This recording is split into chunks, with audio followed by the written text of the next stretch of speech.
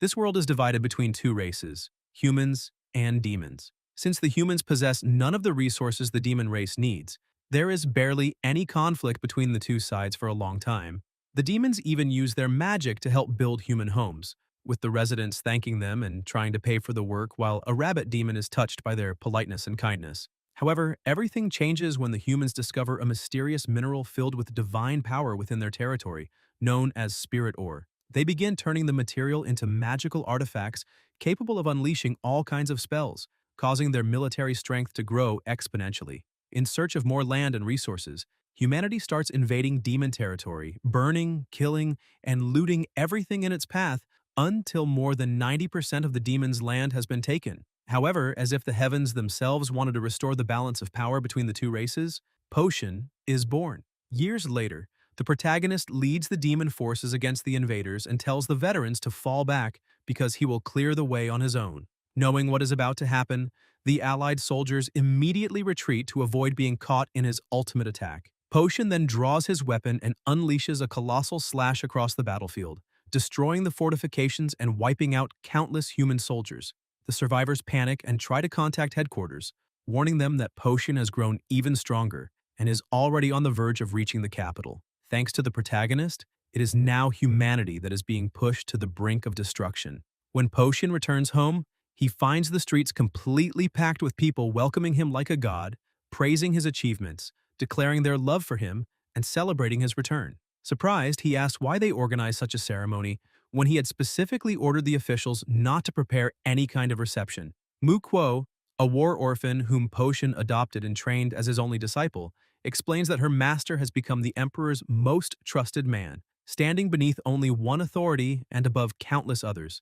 Since the commander rarely returns home to rest, every noble family rushes to welcome him and find a way to get closer to him. The crowd also praises Potion's parents for raising someone so talented, while he grows irritated by those corrupt customs and remembers that none of these people wanted anything to do with him when he was poor. Dan Yunduo, his fiancée, quietly explains that this is already a scaled-down reception and that apparently only members of the nobility were allowed to attend. Since both of them come from humble backgrounds, she points out that not even all of the protagonist's military achievements are enough to stop the nobles from openly looking down on them. Even so, the heads of the great clans compete fiercely for Potion's attention. The leader of the Horse clan offers him 20 limited edition sports cars, calling him the savior and second father of the demon race, and arguing that someone as important as him needs to travel in style. A representative of the Bear clan invites him to become the group's martial arts instructor, offering an annual salary of $3 billion for a purely symbolic position where he would not actually have to do anything.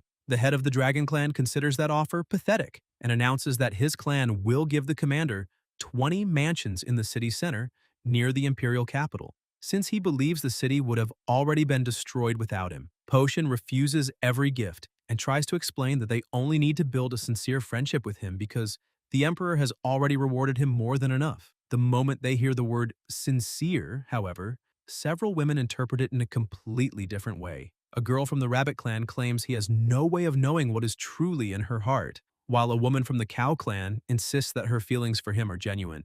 Embarrassed, the protagonist tells them that he already has a girlfriend. At that moment, the arrival of the Grand Princess is announced, causing the crowd to make way and drive off the women trying to seduce him. Potion respectfully greets the princess, but she tells such a meritorious subject to rise. The young woman explains that the emperor has learned of the commander's return and personally sent her to invite him to the palace the following day, where the imperial family intends to welcome him with the highest honors. Potion firmly declines the invitation because he believes this is not yet the time to celebrate. As Supreme Commander, he believes indulging in pleasure while the war is still underway could damage the morale of the entire army, so he hopes the emperor will forgive his decision. The princess reveals that she had already expected that answer and agrees to pass his refusal on to her father, though inwardly she admits that she had been looking forward to his visit. The head of the Horse clan then remembers the rumors that Potion once rejected the princess because of his fiancée, while the Dragon clan representative reinforces that seduction tactics would never work on him. Shortly afterward, a woman from the Horse clan loses her balance because of her 8-inch heels and falls toward the protagonist. Potion catches her before she can get hurt and asks with concern whether she's all right. Still embarrassed, she replies that she is fine.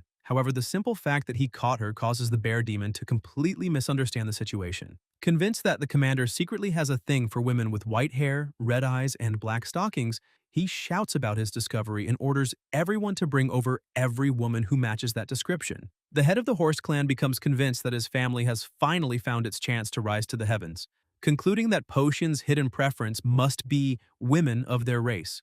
Within seconds, several girls rush off to put on black stockings, claiming that a last-minute effort is still better than doing nothing. The Dragon Clan representative thinks that would take far too long and orders his people to search directly for the women of Spring Breeze Street before the other clans beat them to it. While the Horse Clan promises to protect every one of the hero's preferences, the others begin arguing over which race actually caught his attention, turning the accident into complete chaos.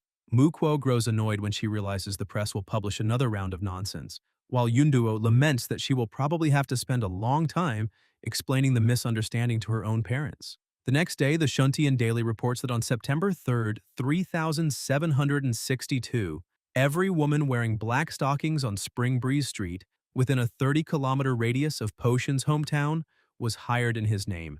The article even sarcastically praises the stamina of the man regarded as #1 under heaven. Once the crowd finally disperses, the protagonist's socially anxious parents appear and seize the opportunity to take him home and prepare dinner. That night, the entire city continues celebrating with fireworks. The residents celebrate the victory, praise Potion's strength, and declare that the demon race is finally prospering while the streets fill with stalls, performances, food, and lively conversations. Yunduo suggests that the two of them take a walk by the lake after the fireworks, but first tells him that she needs to leave the city to pick up her parents. The commander agrees and assures her that everyone will wait for her before having dinner. Mu Kuo, meanwhile, decides to go watch the lion dance and says goodbye to her master, who tells her to be careful not to get kidnapped by some suspicious stranger. His disciple finds the warning amusing, since she does not believe anyone in that place would be capable of capturing her. As he watches the people thank the heavens for finally freeing the demons from so many years of oppression, Potion feels that both he and his race have reached their peak. As far as the war is concerned, he cannot imagine any way for the humans to turn the situation around and believes that in the next battle he will finally break through the capital's defenses. As for his family, his parents, who once had to work themselves to the bone every single day, no longer have to worry about making ends meet. Looking back on the past, he remembers his father telling him that the family already has food, clothes, and everything else they need, so their son no longer has to chase military achievements, much less keep charging alone onto the front lines. Potion also remembers the small gifts he receives from ordinary people, and admits that he is completely satisfied with the life he has built. Believing his parents should already be home, he calmly makes his way back to the house. When he reaches the silent residence, he steps inside calling for them, only to immediately sense that something is wrong. His mother's weak voice comes from deeper inside the house, and the protagonist rushes toward the bedroom. There, he finds a horrifying sight. His mother is gravely wounded, covered in blood, and bound by a green energy that pierces through her body and twists her face in agony. With what little strength she has left, she can only beg her son to run. As Potion enters the room, he finds both of his parents suspended in the air, their bodies horribly distorted by the poisonous energy. Desperate, he calls out to them, but his mother can barely remain conscious and keeps begging him to escape. The protagonist immediately tries to free them, but the moment he attacks their restraints, their bodies explode and release a massive cloud of purple poison. Potion charges straight through it to reach them, only to realize that the substance had been hidden inside their corpses and that the entire scene had been prepared as a trap. At that moment, a blue-haired woman begins laughing maniacally, repeatedly celebrating that she has finally managed to hit him. She is Xia Rui, humanity's greatest poison expert, also known as the Demon Sealing Master. Bursting with pride, Xia Rui reveals that she combines hundreds of substances made from corpses, bones, blood, organs, insects, venomous animals, deadly plants, corrosive minerals, and materials connected to the underworld, reincarnation, karma, and fate. In total, she uses 300 different poisons specifically developed to target Potion's genes, then refines them with magical artifacts and spiritual energy for 1,028 days, creating what she calls the Supreme Spirit Flying Sand, invincible between heaven and earth, distorted, pestilent, star-burying poison. Convinced that this is more than enough to kill the young man, Xia Rui watches with satisfaction as the poison spreads throughout his body. Soon afterward, Wang Feng, the demon-sealing king, appears among a massive formation of kneeling soldiers and orders every hidden force to move in.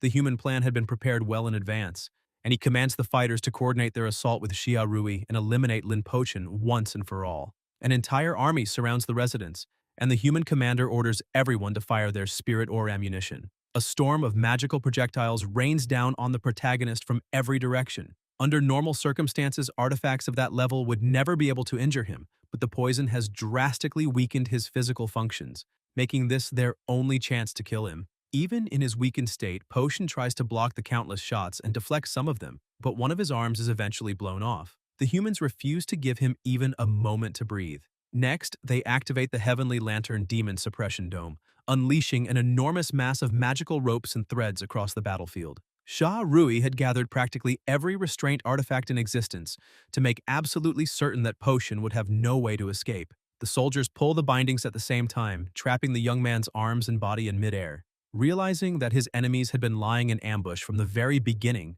the protagonist struggles to resist, but the threads prevent him from breaking free. Potion dives underground and starts digging downward as fast as he can, but the humans immediately activate another artifact known as the Heaven and Earth Web, covering the entire area with a formation that blocks every possible escape route. Xia Rui then summons a battalion specialized in close combat magical artifacts and orders them all to attack together. Several soldiers charge along the restraint lines, wielding spirit orb blades and weapons, while shouting that Potion will die there. Even poisoned, bound, and surrounded, he gathers what remains of his energy and uses an advanced escape technique of the demon race, the 100 Birds Disappearance.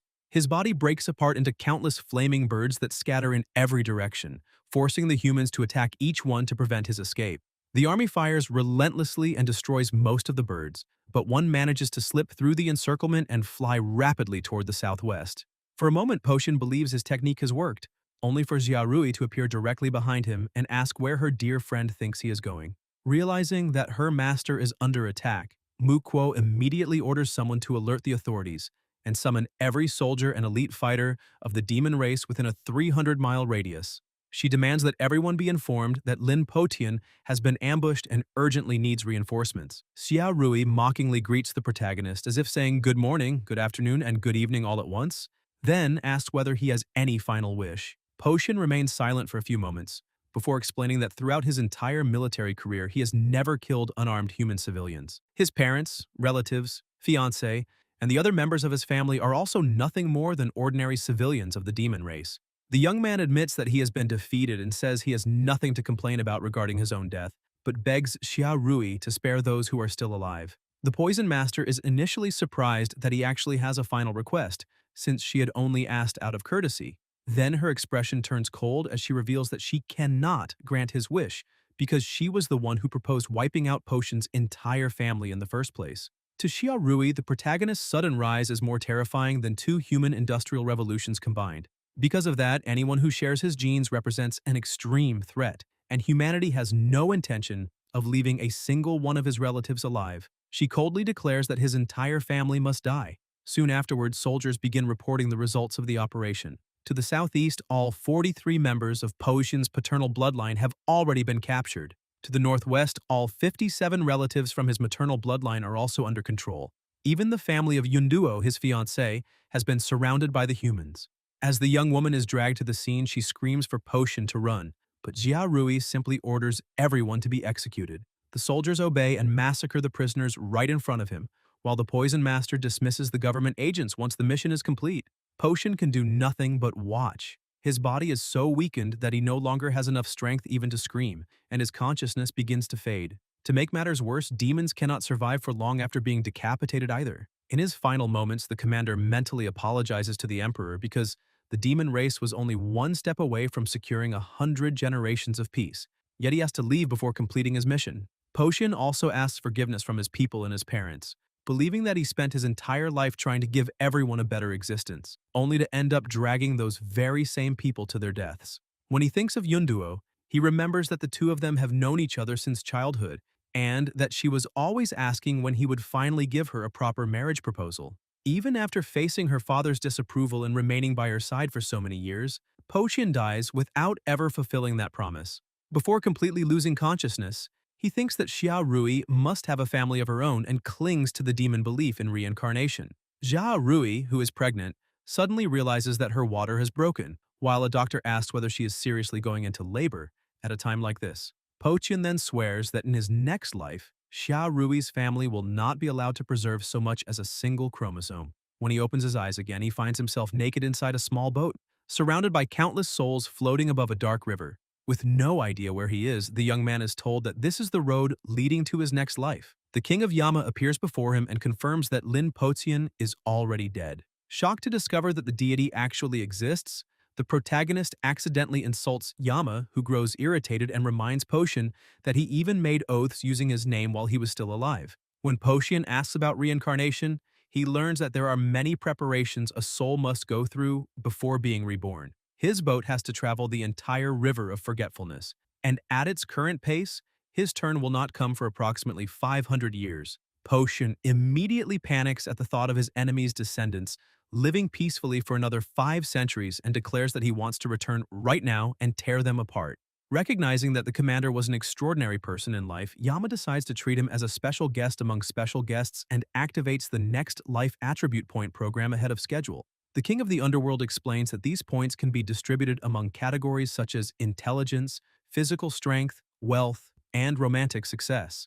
The more points invested in a category, the better Potian's circumstances in that area will be after he is reborn. Even the most exceptional people who arrive there usually receive no more than 5 points, and even an act of extraordinary virtue, such as returning a lost fortune worth 1 billion, would only earn 4. However, Potian's countless achievements begin to be calculated. He alters the path of a meteor, stops the expansion of a poisonous swamp, halts a massive tsunami, prevents the massacre of 100 cities, and accomplishes many other feats in defense of his homeland. In the end, the protagonist accumulates an astonishing 1,028 points. The system demonstrates that 1,000 points in intelligence would allow someone to win a Nobel Prize while still in kindergarten, while 1,000 points in wealth would let them be born with Bill Gates personally recognizing them as his godchild. Potian, however, shows no interest in any of those advantages. He chooses to invest everything into reducing his reincarnation time because he believes talent and hard work can compensate for almost any other weakness. But no amount of effort can recover years that have already been lost.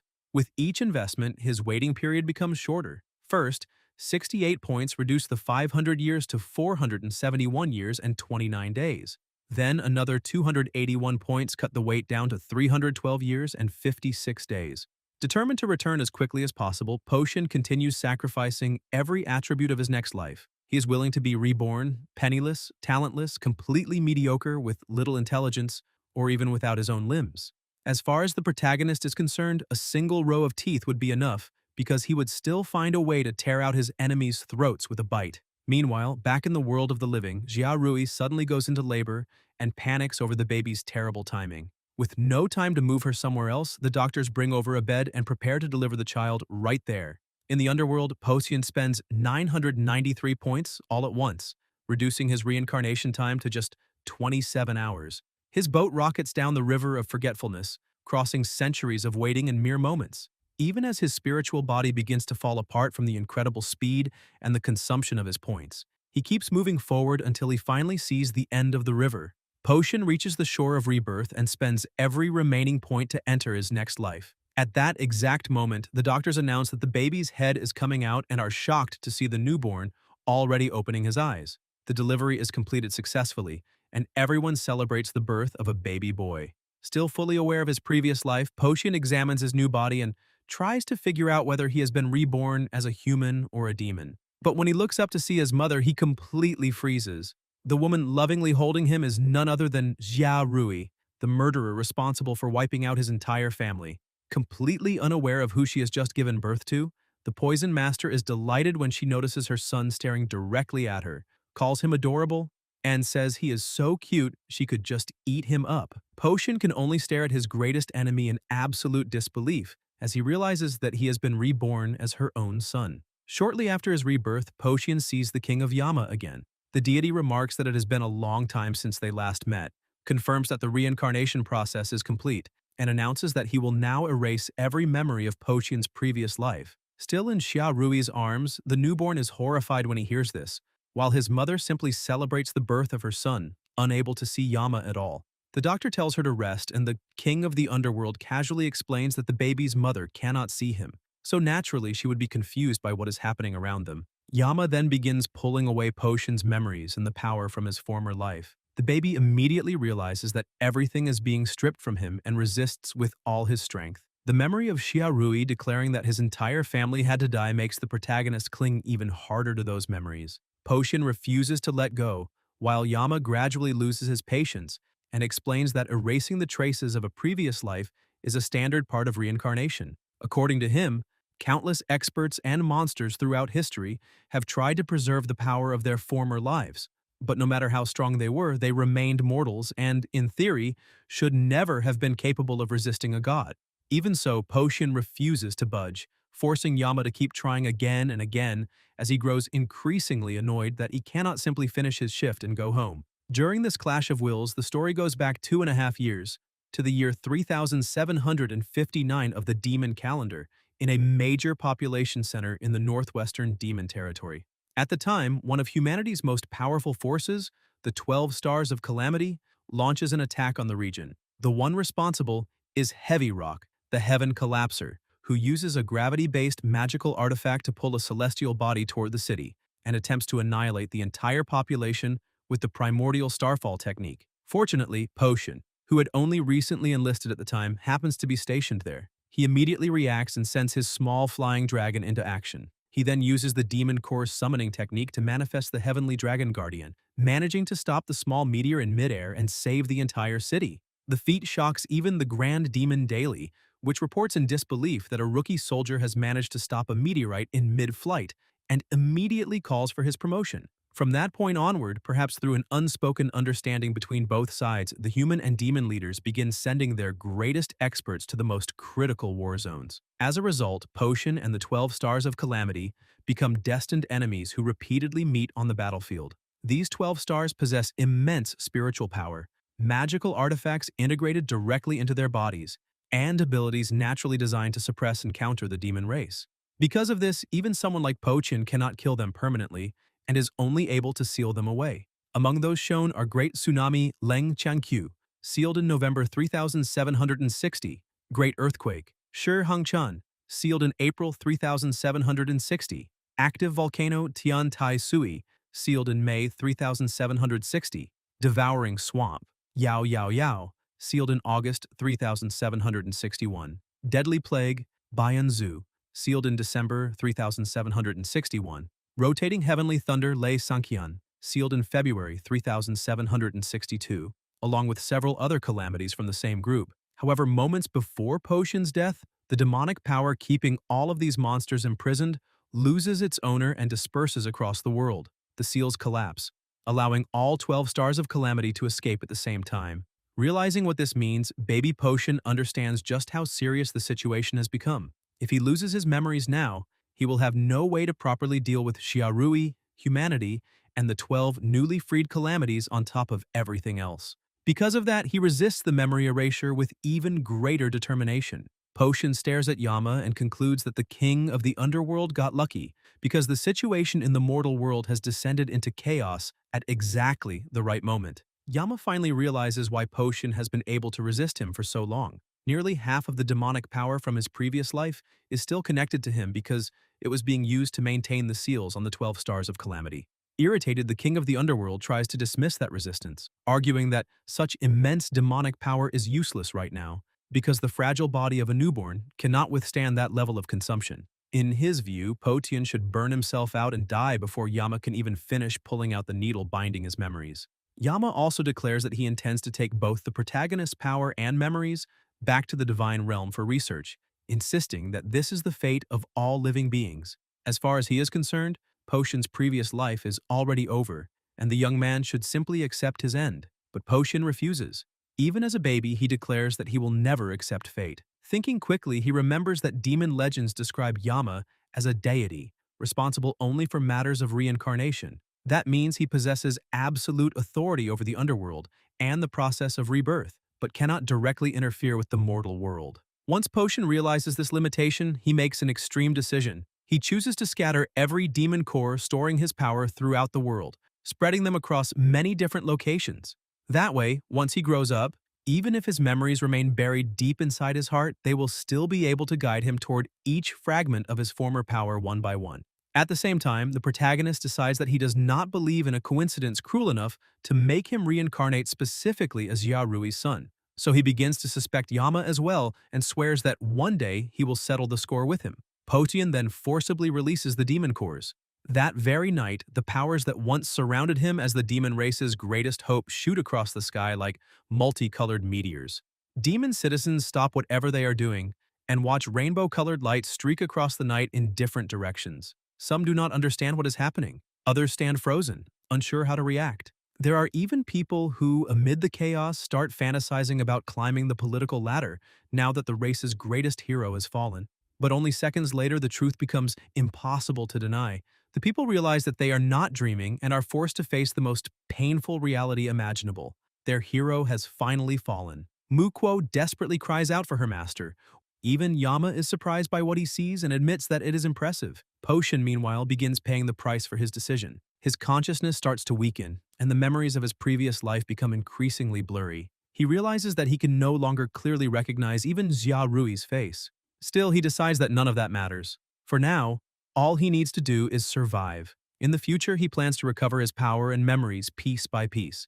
And once he does, he will kill the woman who destroyed his family. Nearby, the human soldiers try to make sense of the phenomenon and speculate that perhaps underground explosives have detonated. Xia Rui, equally confused by the sudden situation, asks when support from headquarters will arrive, and the soldiers tell her that the helicopter is already on its way. Meanwhile, baby Potion focuses on one thing alone: staying alive. But Mukuo has already reached the battlefield. Consumed by rage, she charges after Xia Rui and demands that the enemy give her master back. A soldier tries to warn the poison master to run immediately, but it is already too late. The disciple attacks with the 100-toothed whip punishment technique and massacres the government soldiers who still refuse to retreat. One of the men reports in complete shock that the girl is wiping out every government troop remaining in the area.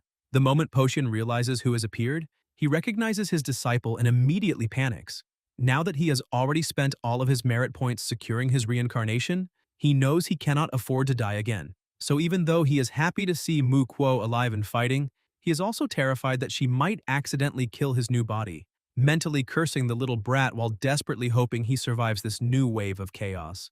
As Mukuo moves in to kill Xia Rui, Pochen remembers a lesson he taught his disciple when she was still a child. Back then, he made it clear that the elderly, babies, pregnant women, people with disabilities, and anyone incapable of fighting back should never be attacked. He also asked Aquo never to become like the humans who slaughter defenseless civilians, and the girl promised to obey him. Even consumed by rage, Mukuo hesitates when she sees the baby in her enemy's arms and ultimately follows the principles her own master taught her. Xia Rui takes advantage of the opening and activates an underground escape talisman. Before Mukuo can reach her, the woman disappears with Potion in her arms. The young disciple is left alone among the ruins, mourning the deaths of her master and Yunduo, completely unaware that the baby being carried away by her enemy contains the consciousness of the very person she is trying to avenge. Not long afterward, news that Lin Potian was ambushed and killed spreads across the entire continent. Without their greatest commander and realizing they can no longer sustain the war, the demon race quickly approaches humanity to negotiate peace. The demons even offer war reparations and territorial concessions. But, as expected, the humans reject every agreement and launch a massive counteroffensive aimed at wiping them out. Fortunately, Pochen had never stopped worrying about the future of his race and prepared one final measure before his death. He stored an enormous amount of demonic power inside the core of the Heavenly Dragon Guardian. When humanity begins its offensive, the summon awakens and expands until reaching its maximum form. The colossal dragon emerges beneath demon territory and lifts an enormous section of land, triggering earthquakes, cracks, and landslides throughout the entire region. Mountains, cities, and entire walls are torn from the ground as the creature raises the continental landmass into the sky. Following Potion's final orders, the Heavenly Dragon Guardian carries the 4 most heavily populated demon cities and begins floating above the central continent. This does not guarantee victory, but it gives the demon race a brief chance to breathe, reorganize its forces, and escape immediate extermination. Even so, the 3-year counteroffensive led by the protagonist officially ends in failure. Historical records later state that from that moment onward, the hatred between humans and demons entered an entirely new chapter. While the race Potion protected struggles with the consequences of his fall, He grows up under the care of the very woman responsible for his tragedy. Xia Rui, who once planned to erase every last chromosome of his family, becomes completely obsessed with her newborn son. To her, nothing in the world could possibly be more adorable. Even when her assistant tells her that it is time to conduct an experiment, she still prefers to remain beside the crib, believing she could spend the entire day doing nothing but staring at her baby. When Potion wraps his tiny hand around one of her fingers, Xia Rui becomes even more emotional, though she tries to pretend that her reaction is perfectly normal. At that moment, despite all the cruelty she shows toward demons, there is only one thought in her mind. She will protect this child for the rest of her life. Several years pass and Xiao Tian grows up surrounded by Xia Rui's affection.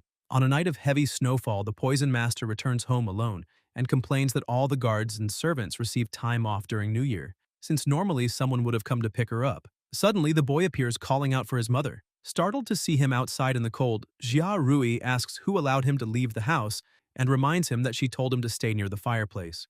Tian, however, simply hands his mother a sweet, hot drink that he prepared especially for her. The boy assures her that the fire at home is still burning, but apologizes for coming all the way out there because he thought Xia Rui would be happy to see him waiting for her. Someone nearby reveals that he actually went back home 3 separate times just to reheat the drink and make sure his mother could have it while it was still warm. Completely overwhelmed by her son's affection, Xia Rui can no longer hide her happiness, although she still tells him that he could have simply waited at home instead of walking all the way to the village entrance. Tian insists that personally coming to welcome her back is completely different and watches excitedly as she finishes the drink. The poison master confirms that it is sweet and warm, leaving the boy satisfied.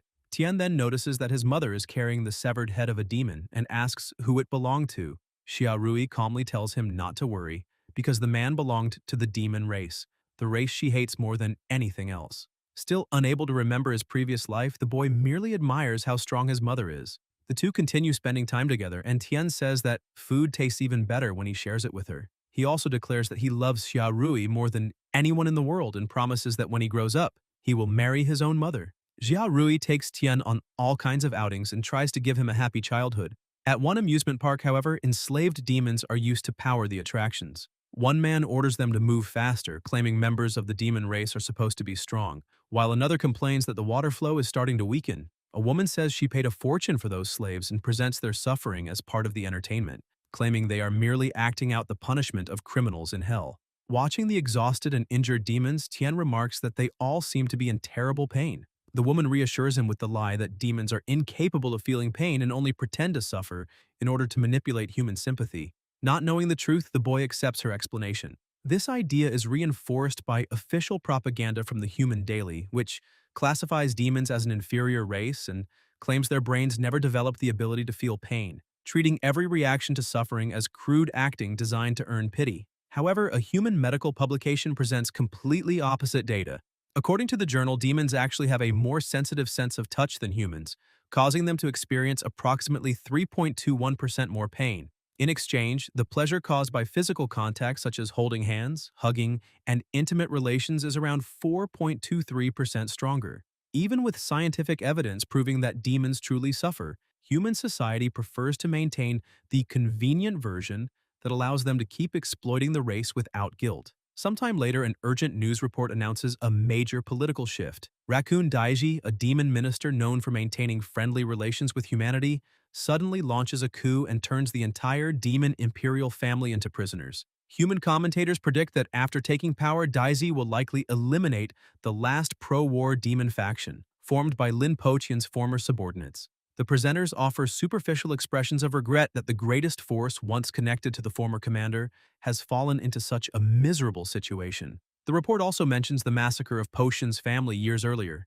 One of the hosts remarks that even from a human perspective, wiping out the entire family seems excessive, but quickly starts laughing along with his colleagues, turning the tragedy into entertainment. Tian listens to everything in silence. Later, Xia Rui falls asleep, but young Tian cannot because of a severe headache. Although Lin Poqian's memories have been almost completely erased, the names of his murdered family members, his former subordinates, and the demon hero himself begin stirring something buried deep inside his mind. Sometime later, Xia Rui notices that Tian is acting increasingly strange. During a meal, she finds it odd that her son does not even touch his favorite dish, 5-colored flower demon meat. Proudly, she even mentions that she bought a slave chef from the Fire-Tongue Raccoon clan considered an expert in preparing that particular dish, just to make him happy. Even so, the boy shows no desire to eat. When his mother insists that he try the new recipe, Tian admits that lately he has been feeling extremely strange. He explains that he constantly has the feeling that there is something incredibly important he needs to do, but no matter how hard he tries,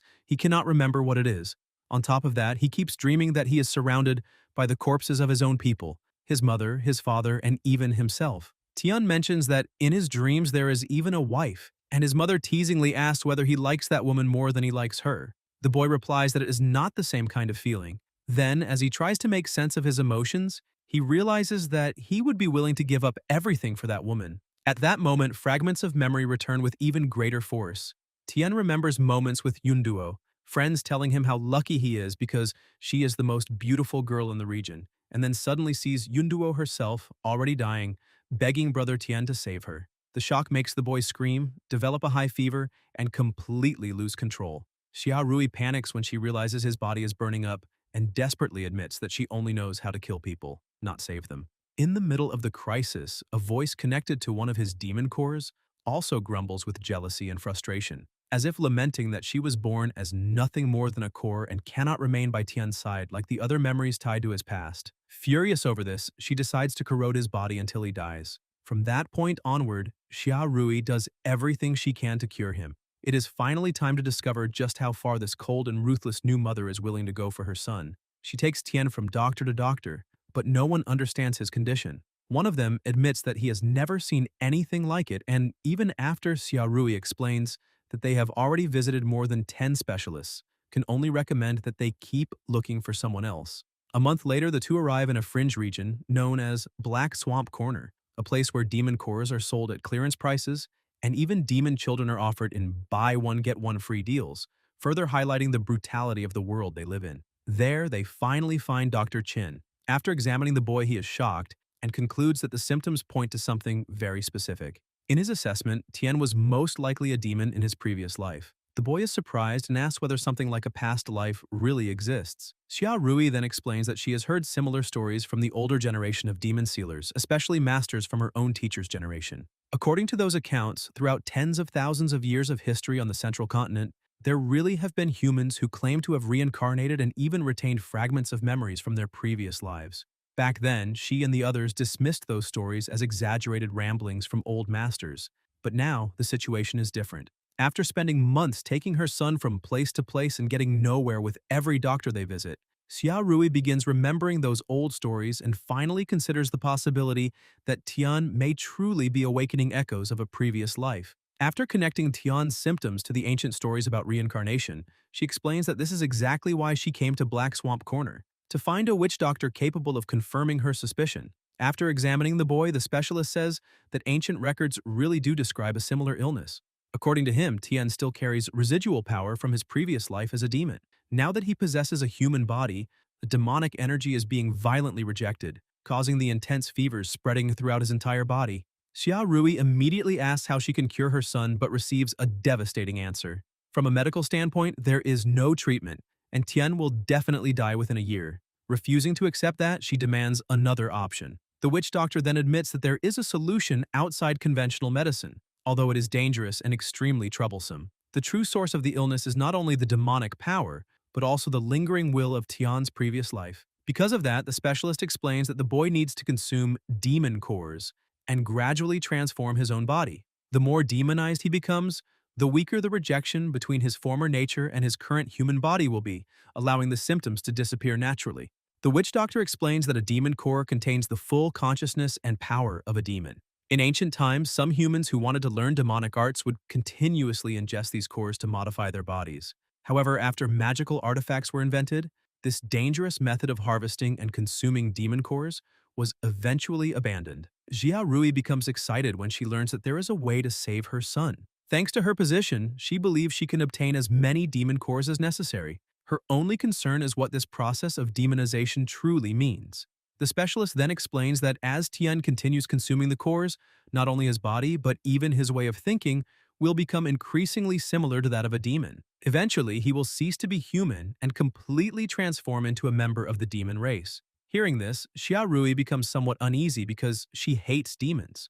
Tian believes he is doomed. Even without fully recovering his memories, he knows that Xia Rui's family, master, and many of her friends were killed by demons. Those tragedies even caused the woman herself to lose part of her sanity and develop an extreme hatred toward the entire race.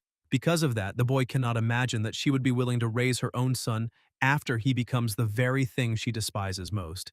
Tian also understands that the political situation makes the choice even worse. The demons are losing territory on every front, and survivors from conquered regions are being scattered throughout human lands as third-class citizens. They have practically no rights and are treated as little more than animals or commodities.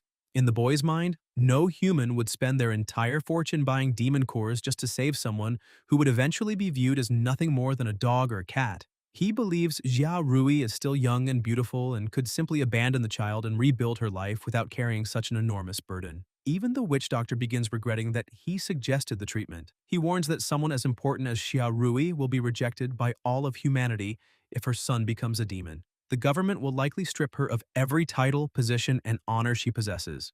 On top of that, ever since the battle against Potion, she has still not fully recovered more than half of the combat power she sacrificed. Without the protection and resources of the human government, her life would become extremely difficult. Convinced that he has suggested something impossible, the specialist even calls his own idea foolish.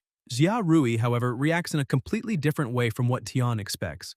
Instead of showing disgust, she becomes emotional when she realizes that her son can still be saved.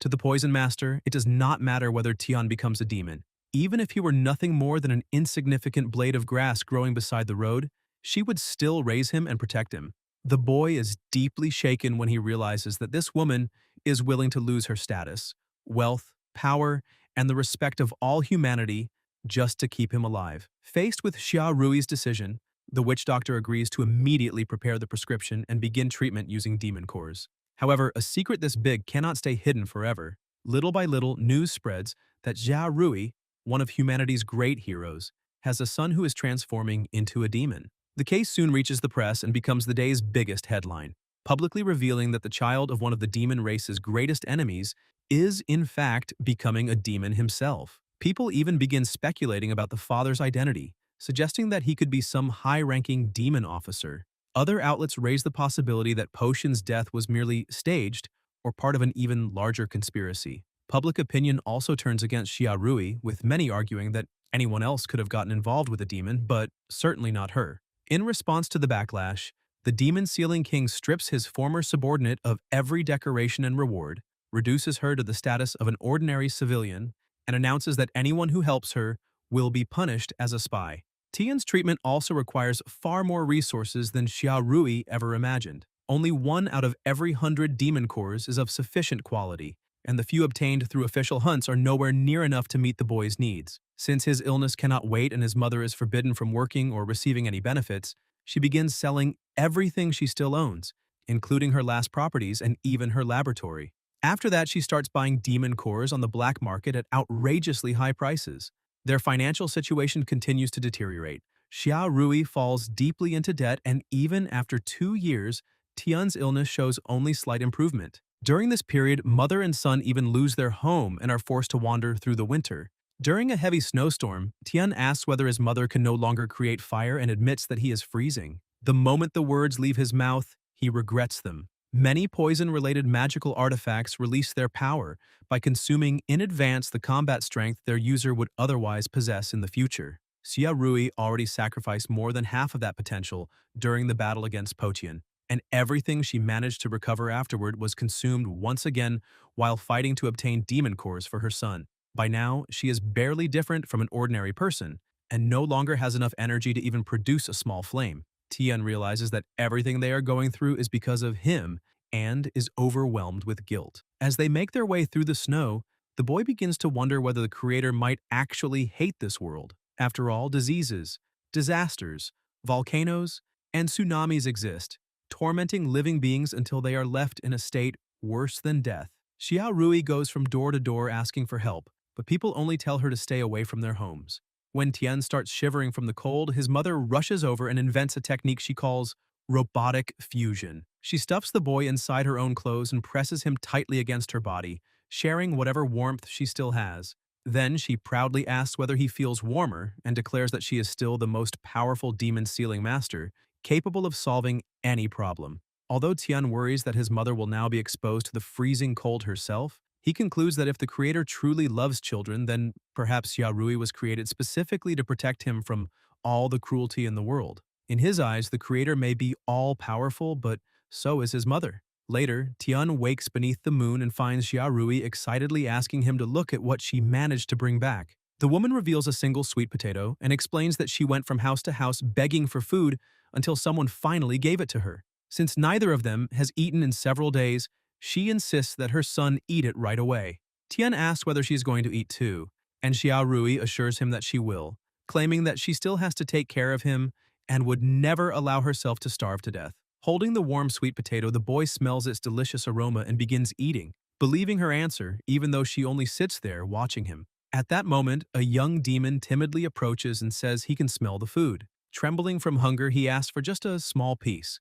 Recognizing a member of the demon race, Xiaorui instinctively falls back on her old habits and agrees to give him food only in exchange for his core. The boy assumes she must be mocking him, since she is probably the person most eager to rip out a demon core with her own hands. However, he is not a demon warrior and does not even possess a valuable core. If he did, he could sell it on the black market, buy food, and keep both himself and his sick older sister from starving. Xiaorui asks whether the young demon really belongs to that race, but the boy explains that he was born unable to open his eyes and cannot see who is standing in front of him. When she calls him a little monster, he immediately realizes that she is human, because only humans usually refer to demons that way. Frightened, the boy apologizes, says he will leave and begs her not to beat him. Xiaorui is surprised to learn that anyone would attack a blind, starving child, but he confirms that it happens all the time. Since he cannot see, he has no way to distinguish humans from demons and has to rely entirely on luck whenever he begs for food. If he happens to approach another demon, he might receive something to survive on, but when he asks a human, he usually just gets beaten instead. Those words make Xiaorui question for the first time whether life has truly become this difficult for the demon race. The boy then detects a faint demonic scent coming from her and wonders whether he was mistaken about her identity. Xiaorui clarifies that she is still human, but reveals that her son is a demon. After hesitating for a moment, she splits the sweet potato and gives part of it to the young boy. Overwhelmed with gratitude, he thanks her repeatedly and celebrates because now he and his sick sister will be able to survive until the next day. Before leaving, he wishes the woman safety and repeats a phrase humans often use, saying that good people are eventually rewarded. Xiaorui watches the boy disappear into the snow and remembers that her own master used to say those same words all the time. For the first time, she wonders whether she herself could ever be considered a good person. Not long afterward, Tian falls ill again, and Xiaorui returns to the black market in search of the cores needed to save him. However, one merchant raises the price yet again and refuses to accept the money she has, even though the core he is offering is not particularly high quality. The man claims that since he is the seller, he can charge whatever price he wants. He also mocks Xiaorui, saying that even after her downfall she should still have some wealth left and that he has only doubled the price. To pressure her even further, he asks whether she is truly unwilling to pay such a small amount for her own son's life. Desperate, Xiaorui explains that she has no extra money left. She only needs 3 more cores, and believes that once Tian consumes them, she will finally be able to find a way to cure him. She promises to pay the difference in the future, offers everything she still owns, and says she is willing to do anything. In the end, she drops to her knees and begs the merchant to consider all the human lives she saved in the past. Even years later, Tian never learns what method his mother used that night to convince that cruel man to hand over the cores. Perhaps the gods finally took pity on them, because from that point onward, the boy's condition begins to improve noticeably. As the illness weakens, he needs to consume smaller and smaller amounts of demon cores, and the family's financial situation slowly begins to recover. Sometime later, Tian excitedly recognizes 5-colored flower demon meat, the favorite dish from his childhood, and Xiaorui explains that she managed to get the food for free. She also tells him that the concentration of demon cores needed in his medicine continues to decrease. She can now accept some jobs around Black Swamp Corner and believes that within another 6 months she may be able to rent a small laboratory. Even if it is the cheapest one available, it would still help tremendously with preparing his medicine. Tian has always felt guilty that she sold her old laboratory to pay for his treatment, so he ends up crying when he realizes that their lives are finally beginning to improve. Xiaorui is surprised by his tears and assures him that she is actually in a wonderful mood. As mother and son settle into their new routine, A purple substance begins leaking from a hidden container. The moment Tian senses that familiar presence, he approaches and instantly recognizes the energy coming from within. In front of him is a demon core unlike any of the others, carrying a deep and inexplicable connection to his own soul. The boy realizes that he has finally found one of the powers scattered during his previous life, a demon core belonging to Lin Potian. Xia Rui confirms it and explains that the former commander died by her hand. At that moment, the core storing his immense demonic powers scattered across different parts of the world, and one of them landed not far from Black Swamp Corner. The Poison Master found the object and has kept it hidden all these years. Since Potion's power was incomparably greater than that of ordinary demons, she believes absorbing this core could completely eliminate her son's illness. Showing no attachment whatsoever to the trophy from her greatest victory, Xiao Rui simply places the core in Tian's hands and tells him to consume it. Before the boy can make a decision, an emergency broadcast appears on television. The report announces that Heavenly Peak City, the last surface territory still controlled by the demon race, has just fallen into human hands. The city earned its name because it sits on Heavenly Peak, the tallest mountain located directly beneath the path of the Heavenly Dragon Continent, the enormous floating region where the last demons have taken refuge. Now that the humans control the peak, their magical airships will finally be able to reach the dragon's head and invade the demon race's final sanctuary. This is their chance to break through the enemy's last defenses. On the front lines, the human army advances in overwhelming numbers, using magical artifacts, aircraft, and spirit ore weapons to breach the city walls.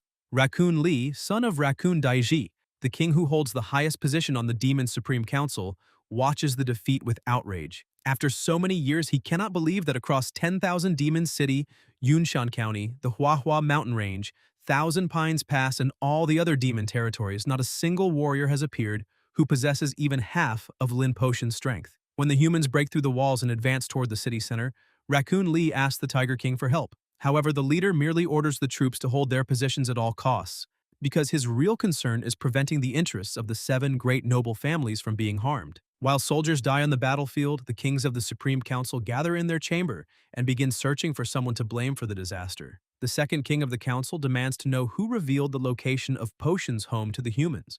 He argues that an ambush of that scale could never have been organized at such an isolated residence without inside information, especially since only the highest-ranking leaders knew the commander's address. The others try to avoid responsibility, but the accusation quickly turns into an open argument over who betrayed Potion in order to take his position. One of the kings recalls that when Potion still held the first seat on the council, he once mentioned that several young members of his clan possessed talent close to his own and believed some of them might eventually reach a similar level of strength. Because of that, someone among the leadership may have handed the protagonist's entire family over to the humans in order to eliminate not only the commander, but also any potential successors.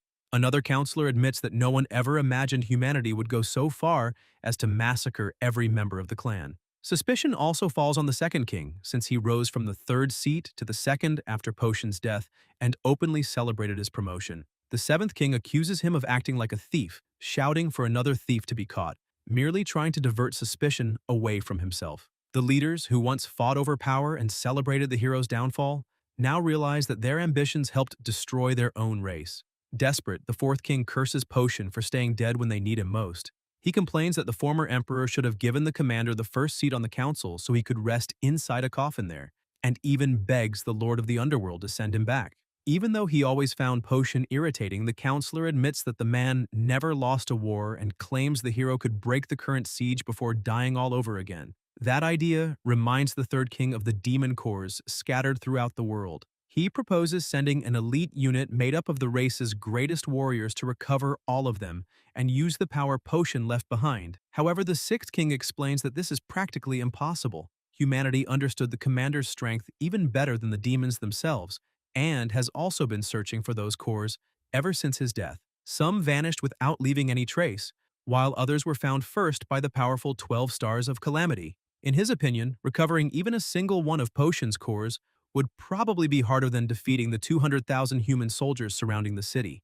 At that moment, the Grand Princess appears through a holographic transmission and asks whether the counselors have finally come up with a plan. Everyone is surprised to see her, while the second king admits that there is no solution left. After spending so many years trying to steal power from her father and control the empire, the nobles are now watching everything collapse around them. With no other option, the Grand Princess reveals that earlier that very day, she encountered an old acquaintance who may have a way to break the human siege. However, the Council Kings do not even allow her to finish. One of them says that her father's spine has already been broken and that the imperial family will never regain power, then accuses her of exploiting the crisis to introduce someone from her own faction into the demon leadership. The counselors insist that in a situation this desperate, no one except Potion could possibly save the race. Some even threaten to kill the entire imperial family because they believe the princess is placing her personal interests above the survival of the demons. Despite the accusations, she remains calm and explains that the person she mentioned truly has a connection to the former commander. The revelation immediately catches everyone's attention. They ask whether some distant member of Potion's clan managed to survive the massacre, or whether the princess is referring to Mu Kuo, his adopted daughter and only disciple. Raccoon Lee dismisses that possibility because Mu Kuo holds a military rank, and all officers have been forbidden from making contact with the princess. At that moment, the chamber doors open and Yunduo steps before the council. Raccoon Lee recognizes her from an old New Year celebration held by the Council Kings, while the others are completely stunned to realize that Lin Potian's fiancé is still alive. Yunduo greets the leaders casually, but her appearance inspires little confidence. One of the kings asks how a simple fiancé is supposed to drive back the human army. In a vulgar tone, he says that if Yunduo had actually shared Potion's bed, then perhaps he could believe she learned something from the strongest man under heaven. The young woman teases the counselor by asking how he knows the two of them never slept together, making him believe for a moment that they actually did. She then immediately clarifies that nothing ever happened, irritating the king even further. Another counselor sees a completely different use for her. To him, the woman of the world's strongest warrior would be the finest trophy the demon race could offer. He therefore suggests handing her over to some human general in exchange for special treatment for the leaders when they surrender. The others even begin considering the proposal reasonable, treating Yunduo like merchandise right in front of her. Without showing any emotion, Potion's fiancé raises her hand and releases strands of red energy. The threads pass through the entire fortress, stretch across hallways and buildings, and spread all the way to the battlefield. Within seconds, countless positions occupied by the human army are struck at the same time. Massive explosions tear through the troops, destroy attack positions, and temporarily halt the enemy advance. After silencing everyone with a single demonstration, Yunduo asks whether they can finally discuss something serious. The Council Kings are frozen when they realize how powerful she has become. The young woman then reveals that, before he died, Brother Tian personally left one of his demon cores with her. The moment they hear that another of Lin Potian's cores remains in Yunduo's possession, every counselor is stunned. The princess remembers the day she first met Yunduo simply as Potion's fiancé. Back then, she envied the woman who was always able to remain by the commander's side, especially after hearing rumors that he had even rejected a princess because of his own fiancé. However, there came a day when Yunduo appeared before her with a desperate plan. On the morning after Potion's death, while local authorities and residents searched the area for survivors, several members of Yunduo's family were found alive among the ruins. The doctors were puzzled by the unusually high survival rate and suspected that one of Potion's demon cores, which had fallen nearby that night, protected everyone in the surrounding area. Since the commander's body was never found, Yunduo became one of the few people on the central continent who refused to believe he was truly dead. She researched ancient demon records and discovered stories about a great demon who scattered his own cores to allow his body to escape. Convinced that Potion may have done something similar, Yunduo begged to be allowed to leave and search for him. To her, it did not matter whether she found her beloved alive or only his corpse. She considered herself his wife and needed to find him either way. After that, the princess went 4 years without seeing her. Everything she heard from the emperor was that Yunduo had infiltrated deep into the rear of human territory and used the enemy's advanced information networks to gather any news related to Potion. According to her research, the cores scattered by the protagonist were unconsciously drawn toward the places and people he valued most. Because of that, one of them reaching Yunduo was not particularly strange. The real problem was that the more powerful the core, the harder it was to refine. Even the greatest demon experts would need to expend enormous effort to absorb one of Lin Potion's cores and would still risk losing their lives. When Yunduo left back then, she was only an ordinary civilian with practically no combat ability at all. Because of that, the princess cannot imagine what she must have endured during those 4 years to return with such overwhelming strength. Back in the chamber, Yunduo confirms before the council that Brother Tian left a demon core with her. The revelation instantly changes the king's attitude. The same men who suggested handing her over to the humans only moments earlier now politely invite her inside and order someone to bring a demon-revealing paper, likely to confirm her identity and prevent any infiltration. Since the country's situation is critical, the meeting is then broadcast live to the entire demon race. Citizens are surprised to see the Council Kings gathered in the middle of an invasion and wonder why a conference of that level is being shown publicly. Yunduo explains that if her plan is approved, it will need to be carried out immediately across the entire territory, so the meeting must become a major national event. She also keeps herself completely covered to prevent the humans from discovering her identity, since everything she has done over the past several years depends on remaining anonymous. When Raccoon Lee demands that she finally reveal the supposed plan to save the demon race, Yunduo replies that the method is simple. Within 15 minutes, they must send the Heavenly Dragon continent crashing directly into the human capital. The proposal means using the 4 great demon cities, the entire floating continental landmass, and the enormous amount of demonic power stored within it as a weapon. The impact would shatter the continental plate, wipe out the entire demon population still living on the dragon, and also kill more than 80% of the population of the human capital and the 3 neighboring provinces. The broadcast immediately throws the population into panic. People call Yunduo insane and cannot believe the council organized a nationwide transmission just to propose collective suicide. Many stop listening altogether and continue fleeing from the human army. Inside the chamber, the kings are equally outraged, and one of them dismisses the idea as complete nonsense. The third king reacts as if Yunduo has lost her mind, but Raccoon Lee immediately understands the true intention behind the proposal. She does not necessarily intend to destroy the human capital. Instead, she wants to threaten humanity with such devastating mutual destruction that the government would be forced to retreat and accept negotiations. The sixth king finds the strategy interesting, while Yunduo remarks that although the 8 council kings are a bunch of bastards, at least they possess the bare minimum of political awareness. Raccoon Lee takes that as a compliment.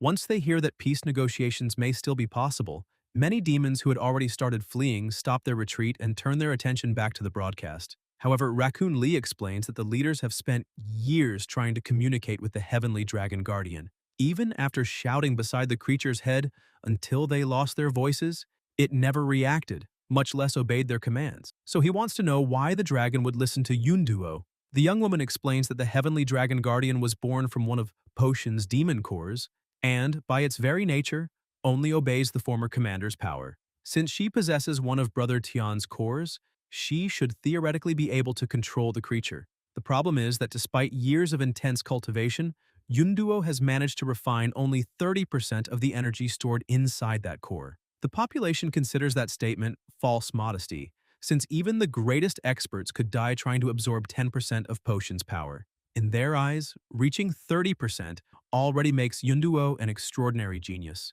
Even so, that amount is still not enough to make the Heavenly Dragon Guardian respond. That is why Yunduo needs the Council's approval. Her plan requires the Imperial authority to order tens of thousands of warriors from the great families, every demon officer and soldier, as well as millions of citizens capable of using demonic power, to temporarily lend all of their energy. By combining that power with Potion's core, she believes she will finally be able to command the dragon. Yunduo states that if the Heavenly Dragon Guardian begins its descent, approximately 80% of the population in humanity's central region will be wiped out.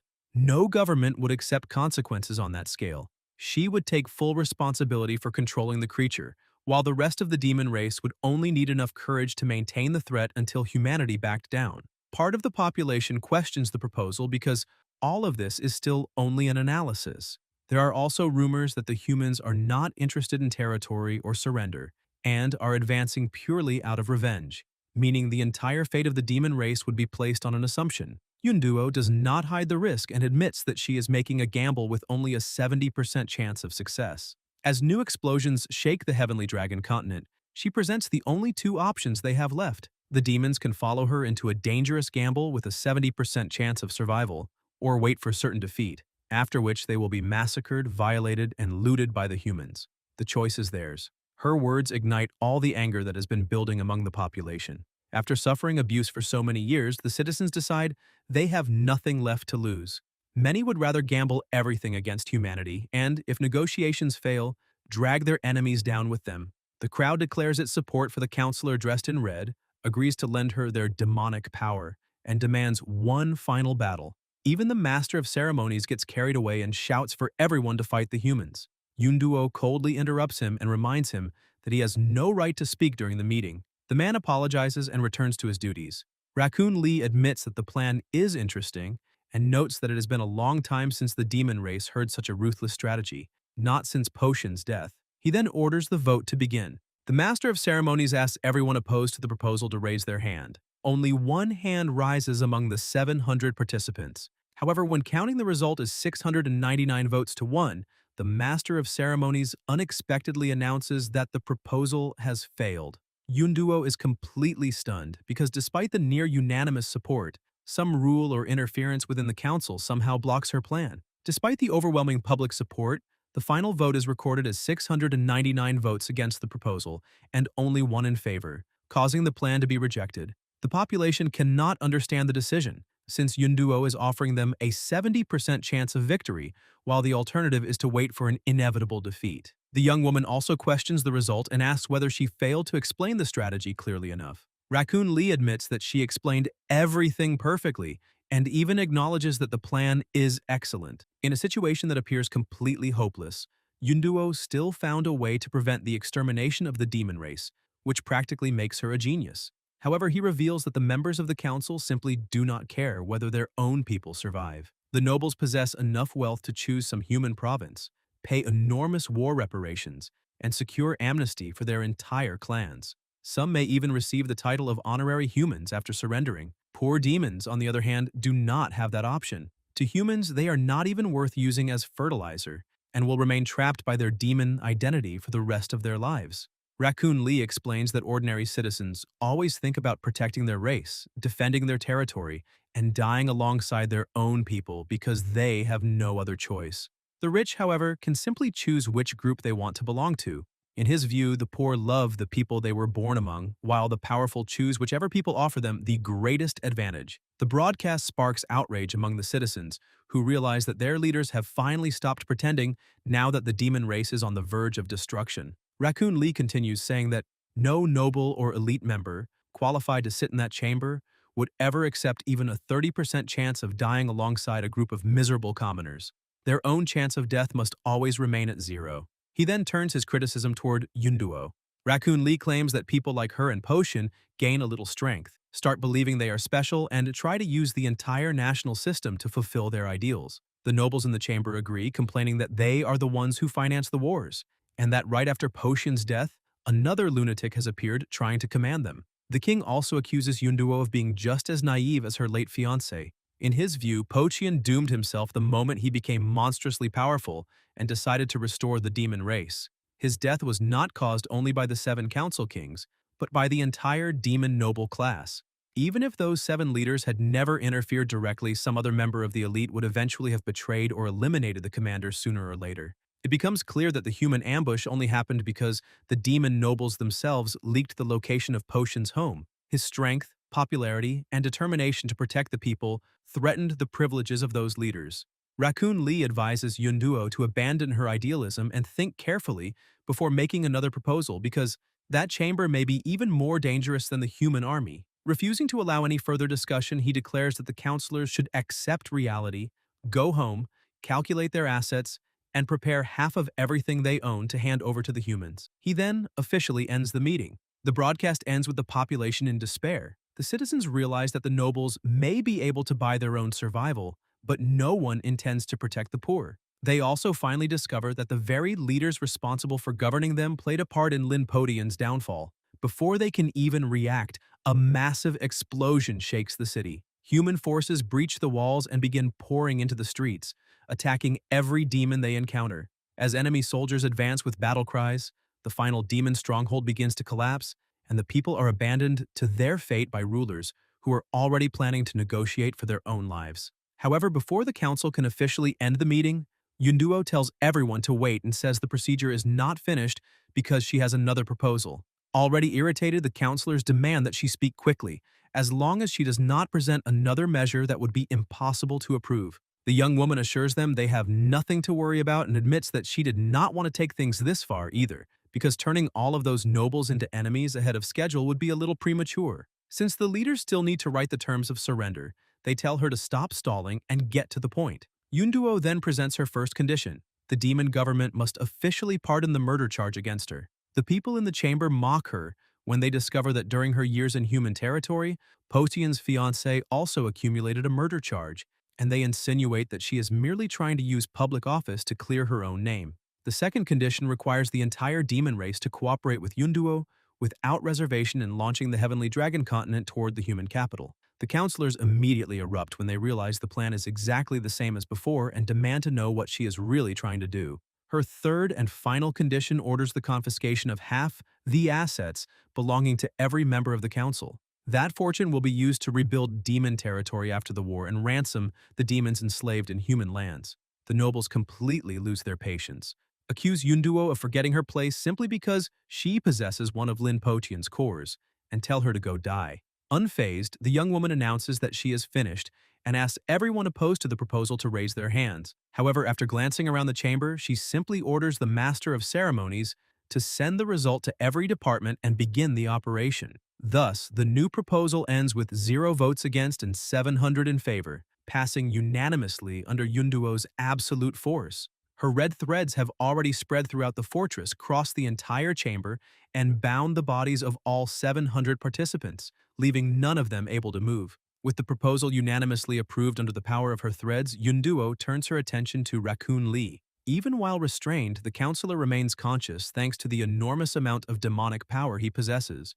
The young woman approaches and reminds him of what he said earlier, claiming that the chamber was even more frightening than the human army. Yunduo fully agrees, pointing out that, in the end, the humans probably never intended to kill him anyway, since nobles like him could simply buy their own survival. Realizing what she intends to do, Raccoon Lee tries to beg for mercy. Yunduo calmly says that she will spare him, though her expression makes it obvious that she means the exact opposite. When she grips his throat, the king panics and completely loses his arrogant composure. At first, he calls Yunduo a low-born wretch who dares attack someone above her station and reminds her that he belongs to the highest tier of demon nobility. He also threatens that even if she saves the race by controlling the Heavenly Dragon Guardian, killing a council king will turn the entire ruling class against her. The law will hunt her down, merchants will impose sanctions, the press will destroy her reputation, and even the common people will be unable to help her. But as he begins running out of air, Raccoon Lee abruptly changes his attitude and starts begging. He admits that he was wrong, apologizes for calling her a commoner, and tries to use his old connection to Potion to earn her mercy. In desperation, he even claims that he would not mind her being a widow and offers to make her his 6th concubine, promising her the title of royal consort and a legitimate place among the nobility. Yunduo simply replies that Brother Tian is not dead and asks Raccoon Lee not to call her a widow again in his next life. She then delivers the final blow and kills the counselor in front of everyone. Deep down, Yunduo remains absolutely convinced that Potion survives somehow. Because of that, she promises that when he returns, he will find the entire demon race alive and intact, waiting for him. With that matter settled, Yunduo finally activates the core potion left behind and orders the little heavenly dragon guardian to awaken. The gigantic creature responds to her power and begins moving the entire floating continent. The event goes down in demon history. In the year 3767 of the demon calendar, following that meeting, the council even adds a new rule prohibiting murder during its sessions, and Yunduo's conference is officially recognized. By using the public broadcast and the threat of mutual destruction, the demons force humanity to negotiate. At first, the humans believe the entire thing is a bluff, but when the Heavenly Dragon Guardian truly advances and passes dangerously close to the outskirts of the human capital, the government panics and immediately agrees to open talks. Thus, humans and demons enter a brief period of peace. Meanwhile, the years continue passing in Potion's new life. In April 3767, while still young, Tien began suffering from the strange fevers caused by the conflict between his human body and the demonic power of his previous life. During that period, Xia Rui desperately tried to discover what was happening to her son, until specialists concluded that he had most likely been a demon in his previous life. By March 3771, the situation had already driven Xia Rui to sacrifice everything for his treatment. Even knowing Tien would eventually transform completely into a demon, she declared that she would continue raising her son even if he were nothing more than a tiny blade of grass growing by the roadside. The years pass, and by December 3774, mother and son have already endured together every hardship brought by the treatment, poverty, and human persecution. Now, in January 3775, 8 years after the heavenly dragon continent advanced toward human territory, Tian is finally standing before the demon core from his former life. Recognizing the object, he asks whether it truly belonged to Lin Potian, and Xia Rui confirms it. She explains once again that Potian died by her hand, and that on that night his demon cores scattered across the world. One of them landed not far from the place where he was killed, and Xia Rui found it shortly afterward. Instead of handing it over to the government, she secretly kept it. The Poison Master admits that it is probably the highest quality demon core to have appeared in tens of thousands of years, and that it would have been an enormous waste not to preserve it for research. However, she never allowed Tien to absorb it before because the amount of power stored inside was simply absurd. With the boy's former condition, trying to consume that core could have caused the demonic energy to completely overwhelm him. Now things are different. Tien has spent years consuming enormous quantities of demon cores, and his body has become deeply adapted to demonic power. Because of that, Xia Rui believes he can finally withstand the energy inside Potion's core. If he manages to absorb it, the tremendous amount of power contained within should completely eliminate the illness that has plagued him since childhood. Xia Rui explains that this demon core originally grew inside Lin Potion's head and therefore probably preserves some of the former commander's memories as well. Since Tian has spent years tormented by dreams of the massacre from his supposed previous life, she believes those memories may contain clues about what actually happened back then. Perhaps by absorbing the core, the boy might even discover who the enemies responsible for his former tragedy were. With that in mind, she hands the object to her son and tells him to consume it. At that exact moment, a broadcast announces that Heavenly Peak City, the last demon territory remaining on the surface, has once again surrendered to humanity. The presenter celebrates and declares that the opportunity to invade the demon race's final refuge has finally arrived. Annoyed by the noise, Xia Rui turns off the broadcast and tells Tian to stop paying attention to it and consume the core already. The boy holds the enormous concentration of demonic power and finally absorbs it. A short while later, Xia Rui asks whether his body feels any better and, more importantly, whether any memories have returned. Tian remains silent for a few moments before replying that he feels absolutely nothing. His mother is surprised while he jokes that perhaps the fevers he suffered as a child burned his brain. Xia Rui starts searching for an explanation and considers it more likely that Potian stored his memories in another core, since some demons divide their memories among different fragments of their power. Tian then complains that if she had possessed something so valuable all these years, she could simply have sold it. That way, the two of them would never have had to endure such poverty or live hidden away in such a remote place. His mother immediately becomes furious at the complaint and reminds him that she kept the core specifically to cure him. Besides, almost no one would have dared openly purchase a demon core belonging to Lin Potion. Soon afterwards, she admits that she's only joking and changes the subject. Since she still needs to work, Xia Rui leaves her son a sweet soup prepared especially with extra hawthorn, just the way he likes it. Tian thanks her, and she tells him to rest early because absorbing high-level demon cores usually consumes a tremendous amount of energy. After Xia Rui leaves, Tian remains alone and marks that moment as January of the year 3775, the day he absorbed Lin Potian's demon core. But everything he told his mother was a lie. The moment he is alone, countless fragments explode inside his mind. Tian sees Potian's childhood again, his parents, Yunduo, Mukuo, the wars, the human soldiers, and the massacre of his entire family. He relives the moment he found his parents dead, the enemies ordering his execution, and Xia Rui chasing him during his escape while asking what his final wishes were.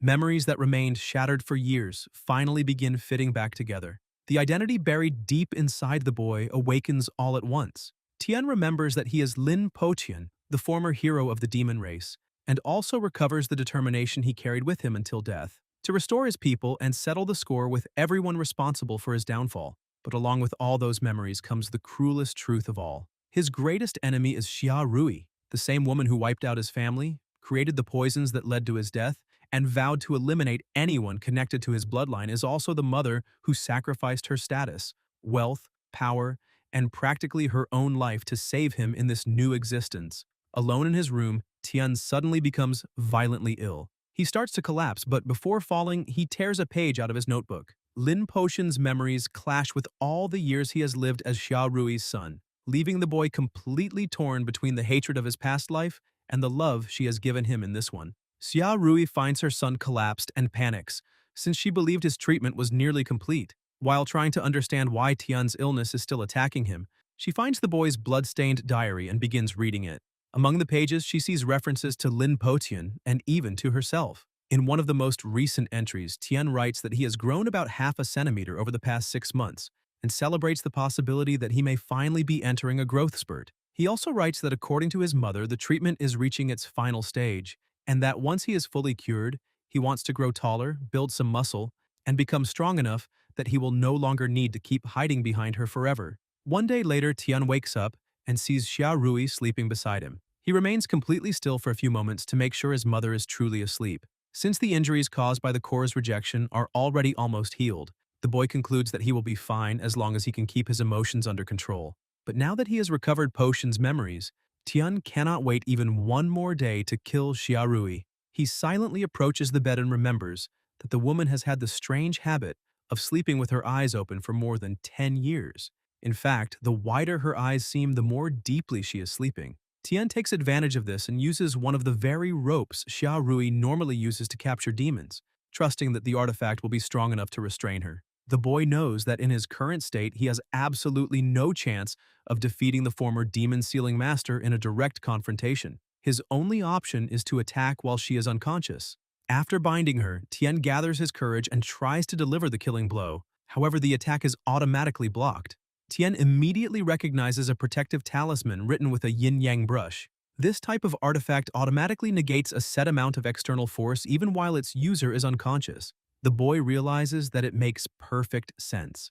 With tensions between humans and demons rising again, and the world becoming increasingly dangerous, it is only natural for someone like Xia Rui to sleep with protection. Unable to break through the defense, Tian decides to retreat and wait for another opportunity. Xia Rui remains asleep, but tears silently stream down her face. While Tian struggles with the conflict between Lin Poqian's memories and the years he has spent as that woman's son, the outside world is also beginning to move toward war once again. Newspapers report that Qin Ming, ruler of the province of Light, is expanding military recruitment and may be preparing an attack on the Heavenly Dragon continent. The press begins questioning whether another war between humans and demons is about to begin, and military experts even claim that even without taking the threat of the Heavenly Dragon continent itself into account, the forces of the Province of Light alone would already be strong enough to break through the demon defenses. Street vendors shout the headlines, announcing that another war may be coming. Even so, most of the human population continues living normally. Restaurants remain packed, merchants advertise ingredients brought in from across the central continent, and customers compete for plates of flower demon meat while laughing as they eat. Some even joke that anyone who can handle extremely spicy food might secretly be a demon disguised as a human. As another war approaches, and humans continue treating demon creatures as nothing more than food, Tian remains trapped in the most difficult conflict of his new life. Xia Rui prepares hot pot as usual, keeping the mild white broth for herself and leaving the spicy red broth to Tian, since the boy has loved spicy food ever since he was little. While the two eat, the restaurant owner, Granny Tian, approaches them cheerfully and mentions that the place is running a huge promotion where anyone who adds 1,000 to their balance receives another 1,000 for free, saying it is practically the perfect opportunity to eat for nothing. At that moment, Xia Rui reveals that she may be moving to another province soon. Granny Tian is surprised and asks whether it has something to do with the boy's education. But Xia Rui explains with a tired smile that there are many reasons, and one of the biggest is that the Province of Light may truly go to war with the demon race this time. She explains that even after the peace treaty between humans and demons was signed, Qin Ming, one of the 12 Stars of Calamity and ruler of the Province of Light, continued expanding his military power with the goal of exterminating the demons once and for all. On top of that, a new spirit ore deposit was discovered in the southern part of the province that year, causing the region's combat strength to skyrocket, and the Heavenly Dragon continent is scheduled to pass directly over the Province of Light the following month. Because of that, Xia Rui advises the elderly restaurant owner to leave as soon as possible. The woman refuses, however, saying that rumors about a second war between humans and demons have already appeared more than 20 times over the past 7 years, and she cannot simply move away every time someone suspects another conflict is coming. Xia Rui accepts that the decision is hers, but insists that her instincts are telling her there is around a 60 to 70% chance that war will actually break out this time. She then changes the subject and asks for the restaurant's loyalty card. Granny Tian finds that strange since Xia Rui is about to leave and could still eat there many times with the balance she already has, so there is no reason to spend more money. Xiaorui then remembers Tian's birthday, when that woman was the only person on the entire street who did not complain about their old, torn, dirty clothes or say that the way they looked would scare away customers. She also remembers that on that day, the portions served at their table were nearly half again as large as everyone else's. Xia Rui says that her memory may fail her from time to time, but she still noticed the restaurant owner's kindness, and if she keeps that card in her bag, she will never forget her. When the woman tries to refuse, Xia Rui jokingly threatens to report her to City Hall for false advertising, until Granny Tian awkwardly gives in and accepts. Listening to everything in silence, Tian concludes that Xia Rui was right. Even with her unstable mind, her instincts and sensitivity toward war remain terrifyingly sharp. He thinks bitterly that perhaps this really is what should be expected from the woman who killed him in his previous life. At the same time, he realizes that he needs to accelerate his own plans, because those useless demon officials will never be able to protect the demon race on their own. He decides that he needs to return to demon territory as soon as possible, but before that he has to kill Xia Rui. Even so, instead of acting immediately, he calls out to his mother and tells her that he considers himself old enough for her to start teaching him how to use magical artifacts. Then he adds that he also wants to learn how to break them. Xia Rui remains silent for a moment, considers the request, and finally agrees, deciding that she will begin teaching him the very next day. At the Prism Palace of Light, the administrative center of the Province of Light, Qin Ming gathers his highest-ranking subordinates to assess the military situation. The report confirms that this year presents an exceptional opportunity to attack. Not only has a new spirit ore deposit been discovered in the southern part of the province, dramatically increasing its military strength, but the demon race is also going through its weakest period in years. Zhuke explains that in the past, the mysterious woman in red managed to control the heavenly dragon continent, save the demons from destruction, and win the support of the people. However, as the years of peace pass, her influence over the population begins to fade. More and more demons start believing that humans and demons will never go to war again, and that simply living peacefully on the floating continent is enough. This complacency causes military enlistment to plummet and greatly reduces the individual quality of the soldiers. After analyzing the data, both military officers and spies reach the same conclusion. The current strength of the demon race is the lowest it has been in the past 5 years. Hearing this, White Tiger suggests simply waiting a few more years and allowing the demons to decline even further before attacking. But Erbao considers that a mistake. He reminds his uncle that peace also weakens humanity's hatred. More than 10 years after humanity was nearly destroyed by potion, the fear once inspired by the demon race has begun to fade from collective memory. Even in the Province of Light, where resentment toward demons runs deepest, surveys show that the percentage of soldiers and civilians who support the complete extermination of the race has fallen from 99 to 78%, while the decline is even greater in the other provinces. Because of that, Erbao warns his father that the extremists gathered in that palace alone are not enough to start another war. Just as they did during the operation against Linpochian more than 10 years earlier, the ideal approach would be to unite the military forces of every human province once again. Ming agrees that, at the very least, he needs to fully consolidate the Province of Light first. In his eyes, humans are gradually being softened by the demon's pleas and submission, and allowing that trend to continue would be dangerous. As long as the demon race is not completely uprooted, there will always be a chance for a second Linpochian to emerge. That is why the leader believes the human population, made complacent by peace, needs a great flame capable of reigniting its hatred. Ming decides that he will personally light that fire, entrusts Erbao with the military preparations, and takes responsibility for uniting humanity around the coming war. Soon afterward, in a grotesque scene, Ming makes a joke about the Queen Mother's backside and she responds in an exaggerated manner. The situation ends violently when a technique called the 1,000-pound fall of phantom light comes crashing down with brutal force, triggering a crushing explosion and making Erbao react in shock when he sees the Queen Mother struck. Ming then turns his attention to the grave of Qin Bao Bao, his precious eldest son. He reveals that 5 years earlier, Bao Bao killed a young demon girl from the countryside and was then beaten to death by more than a dozen demon slaves. His son was only 17 at the time. Standing before the grave, Ming makes it clear that his desire to exterminate the demon race is not driven solely by the ancient hatred between humans and demons. To him, this war is also personal revenge for Bao Bao's death. Zhuke adds that the human emperor prefers to preserve peace, and even accepted the demon's demands, going so far as to prevent Qin Ming from holding a grand funeral for the young master.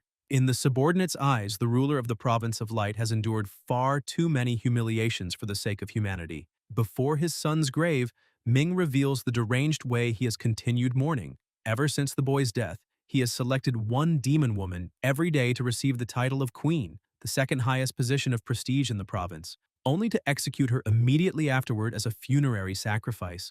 By that day, exactly 1,800 women have already been killed this way. Even so, he considers it nowhere near enough, and promises that within a month, he will have the entire Heavenly Dragon continent at his disposal to complete his revenge. While the Province of Light prepares for another war, Tian begins training with Xia Rui. As he requested, his mother starts teaching him both how to use magical artifacts and how to undo their effects. The boy learns how to release the energy stored inside an artifact and, after several attempts, finally manages to activate one properly. Tian realizes that he has an unusually easy time learning this kind of thing. Perhaps he inherited Xia Rui's extraordinary talent. Or perhaps controlling human spiritual power is simply very similar to manipulating the demonic power he mastered in his previous life. Whatever the reason, he quickly understands the fundamentals needed to control magical artifacts and also learns simple techniques capable of breaking the spells they produce. After that, he secretly begins applying everything his own mother teaches him against the protective talisman, preventing him from killing her. Little by little, he can even feel Xia Rui's automatic defense weakening whenever he interferes with it. Fortunately for him, defensive talismans are not the former demon sealing master's specialty. After calculating his progress, Tien concludes that he needs roughly 2 more weeks of training before he can completely break through her protection. In his mind, only one countdown remains. The moment he can destroy the protective talisman, Xia Rui will die. But it seems she was not actually asleep that time. After that night, Xia Rui begins speaking less and less. The number of accidents during her experiments also starts increasing strangely, and sometimes while organizing things around the house, she simply stops and stares at the belongings of her beloved son. She also begins going out far more often to hunt demon cores and spends long periods away from home, always asking Tian to take good care of the house. Only now does the boy realize that he should have noticed those changes much sooner. While his mother is away, Tian continues secretly practicing everything he has learned about magical artifacts. After repeated attempts, he can already almost completely dismantle a disposable talisman that imitates Xia Rui's defensive artifact. However, that is still only a simplified version, and to break through his mother's real protection, he will need outside help. Demonic power is not the problem, since the core from his previous life restored an enormous amount of energy to him. The true obstacle is that humans experienced in combat can easily detect the flow of demonic power. If Tian activates it during a surprise attack, Xia Rui will wake up immediately. Because of that, he concludes that he needs to use a force belonging to humans, something capable of attacking without revealing its presence beforehand. In other words, Tian needs a magical artifact of his own. The boy approaches Xia Rui and tells her that he would like to have one. She thinks about it and explains that there are many counterfeits on the market and that compatibility between a user and an artifact cannot simply be transferred from one person to another. A powerful item like her 10,000 poisons box could certainly be handed to her son as a toy, but truly mastering it would be practically impossible. Because of that, she decides that the time has finally come to find an artifact specifically suited to Tian and becomes incredibly excited by the idea of her son finally having a weapon of his own. Tian dislikes having to rely on the very person he intends to kill, but he admits that Xia Rui is the only trustworthy demon sealer he knows. So the two head to Black Swamp Corner, entering a district filled with artifact shops and workshops. On the way, the boy remarks that she did not need to come with him personally and could have simply told him where to buy one. Xia Rui rejects the idea, explaining that her own artifact was personally chosen for her by her parents as well. Tian becomes even more uncomfortable when he realizes that he is making his mother help him choose the very weapon he plans to use to kill her, though he tries to ease his conscience by telling himself that he has already given her enough warning signs. The two arrive at Sister Cho's artifact shop. Xia Rui calls for the owner, but finds a relaxed woman playing mahjong who initially tells the customers to come back the next day and jokes that if they refuse to leave, they will have to spend the night there. However, the moment she recognizes Xia Rui's voice, Cho's attitude changes completely. She rushes over and hugs her old friend enthusiastically, making Tian realize that the two have known each other for a very long time. The situation also reminds the boy of an old conversation with his mother. Xia Rui once explained that Black Swamp Corner was a dangerous and chaotic place. So many women living alone adopted strange and intimidating nicknames like female ghost, smallpox, old gun, or fat woman, just to reduce their chances of being kidnapped by traffickers. When Tian asked what his own mother's nickname had been back then, She simply avoided the question and changed the subject. Cho quickly realizes that the boy beside Xia Rui is her precious son and asks whether he has finally reached the age where he can use magical artifacts. After receiving confirmation, she takes a closer look at Tian, calls him handsome, and playfully teases him. Not quite knowing how to respond, Tian tells her that she is beautiful too. Xia Rui explains that they came specifically to choose an artifact for him. Since she is a longtime customer and trusts her friend, she decides to leave Tian in Cho's care while she goes out for a walk. The shopkeeper immediately agrees and comments that seeing the boy reminds her of the first time Xia Rui herself came into the store to buy her first artifact, back when Cho was still young. Taking on the role of an aunt, she begins presenting some options and first selects the explosive flame bracelet, made from immortal ore found on Red Fusion Island. The artifact converts the user's spiritual power into the fire attribute before firing it outward. To test compatibility, Cho places the bracelet on Tian and tells him to attack her directly. The boy hesitates, worried that he might hurt her, but the woman insists. Tian activates the artifact and releases the energy, but the flow of spiritual power slips completely out of his control, causing the attack to strike the floor instead of the shopkeeper. Cho immediately concludes that the bracelet is not compatible with him. The energy simply refuses to follow the boy's will, proving that finding a truly suitable artifact requires testing each option carefully. Tian apologizes for the damage, but the woman shows no concern at all and jokes that the floor is not worth any money, making it clear that she will keep searching until they find something that truly suits him. At the shop, Sister Cho continues testing different artifacts on Tian. First, she pulls out a small blue bell and introduces it as the Great Thunder Sound Bell, made from beast-grade immortal ore mined in Lejiang province. She explains that all he has to do is shake it to summon the power of thunder. Tian notes that immortal ores are divided into the heaven, earth, spirit, beast, and nun grades, so this one can already be considered a decent magical treasure. Even so, after testing it, Cho realizes that the bell is not compatible with him either, and Tian simply apologizes again. Instead of getting annoyed, the shopkeeper starts teasing the boy. She calls him over, pokes his forehead, and has fun messing with him before deciding to show him another option. This time, she presents a short curved blade made from beast-grade immortal ore and forged right there in Black Swamp Corner. Along with the weapon, she tells him the strange story behind it. According to Cho, the blade had been finished a long time ago, but the blacksmith suddenly raised the price dramatically, claiming that the material used for the handle had run out and replacing it would cost 3 times as much. As a result, the customer supposedly went so far as to cut off his own arm and use it as the handle. After the weapon eventually ended up in her shop, every potential buyer decided it was cursed, so the treasure has remained unsold for 10 years despite its excellent quality. The moment Tian holds the weapon, his reaction already reveals that they are finally heading in the right direction. Cho immediately realizes that the ideal path for him is magical treasures in the sword and blade category. Tian can feel it too. There is an almost instinctive affinity, as though this kind of weapon naturally suits him. Even so, no matter how right the path feels, Tian silently concludes that a treasure of this level still would not be enough to kill Xia Rui. Soon afterward, Cho clearly states that his talent really is suited to sword and saber-type weapons. Tian admits that although the blade feels compatible with him, it does not seem powerful enough, and asks whether he can try the sword displayed at the highest point in the shop. The merchant realizes that he still does not fully understand how magical treasures work and begins explaining the concept of compatibility value. She tells him that high-level treasures can indeed amplify human spiritual power several times over, but the final result does not depend on the treasure's grade alone. Compatibility between the user and the weapon matters just as much. In simple terms, the actual power of a sealing art is roughly equal to the treasure's level, multiplied by its compatibility value, then multiplied again by the user's spiritual power. Tian immediately understands that because the relationship is multiplicative, any one of those factors can have an enormous impact on the final result. Based on that, he asks whether using a treasure more often causes the compatibility value to rise faster. Cho replies that in theory it does, although individual talent also plays a major role.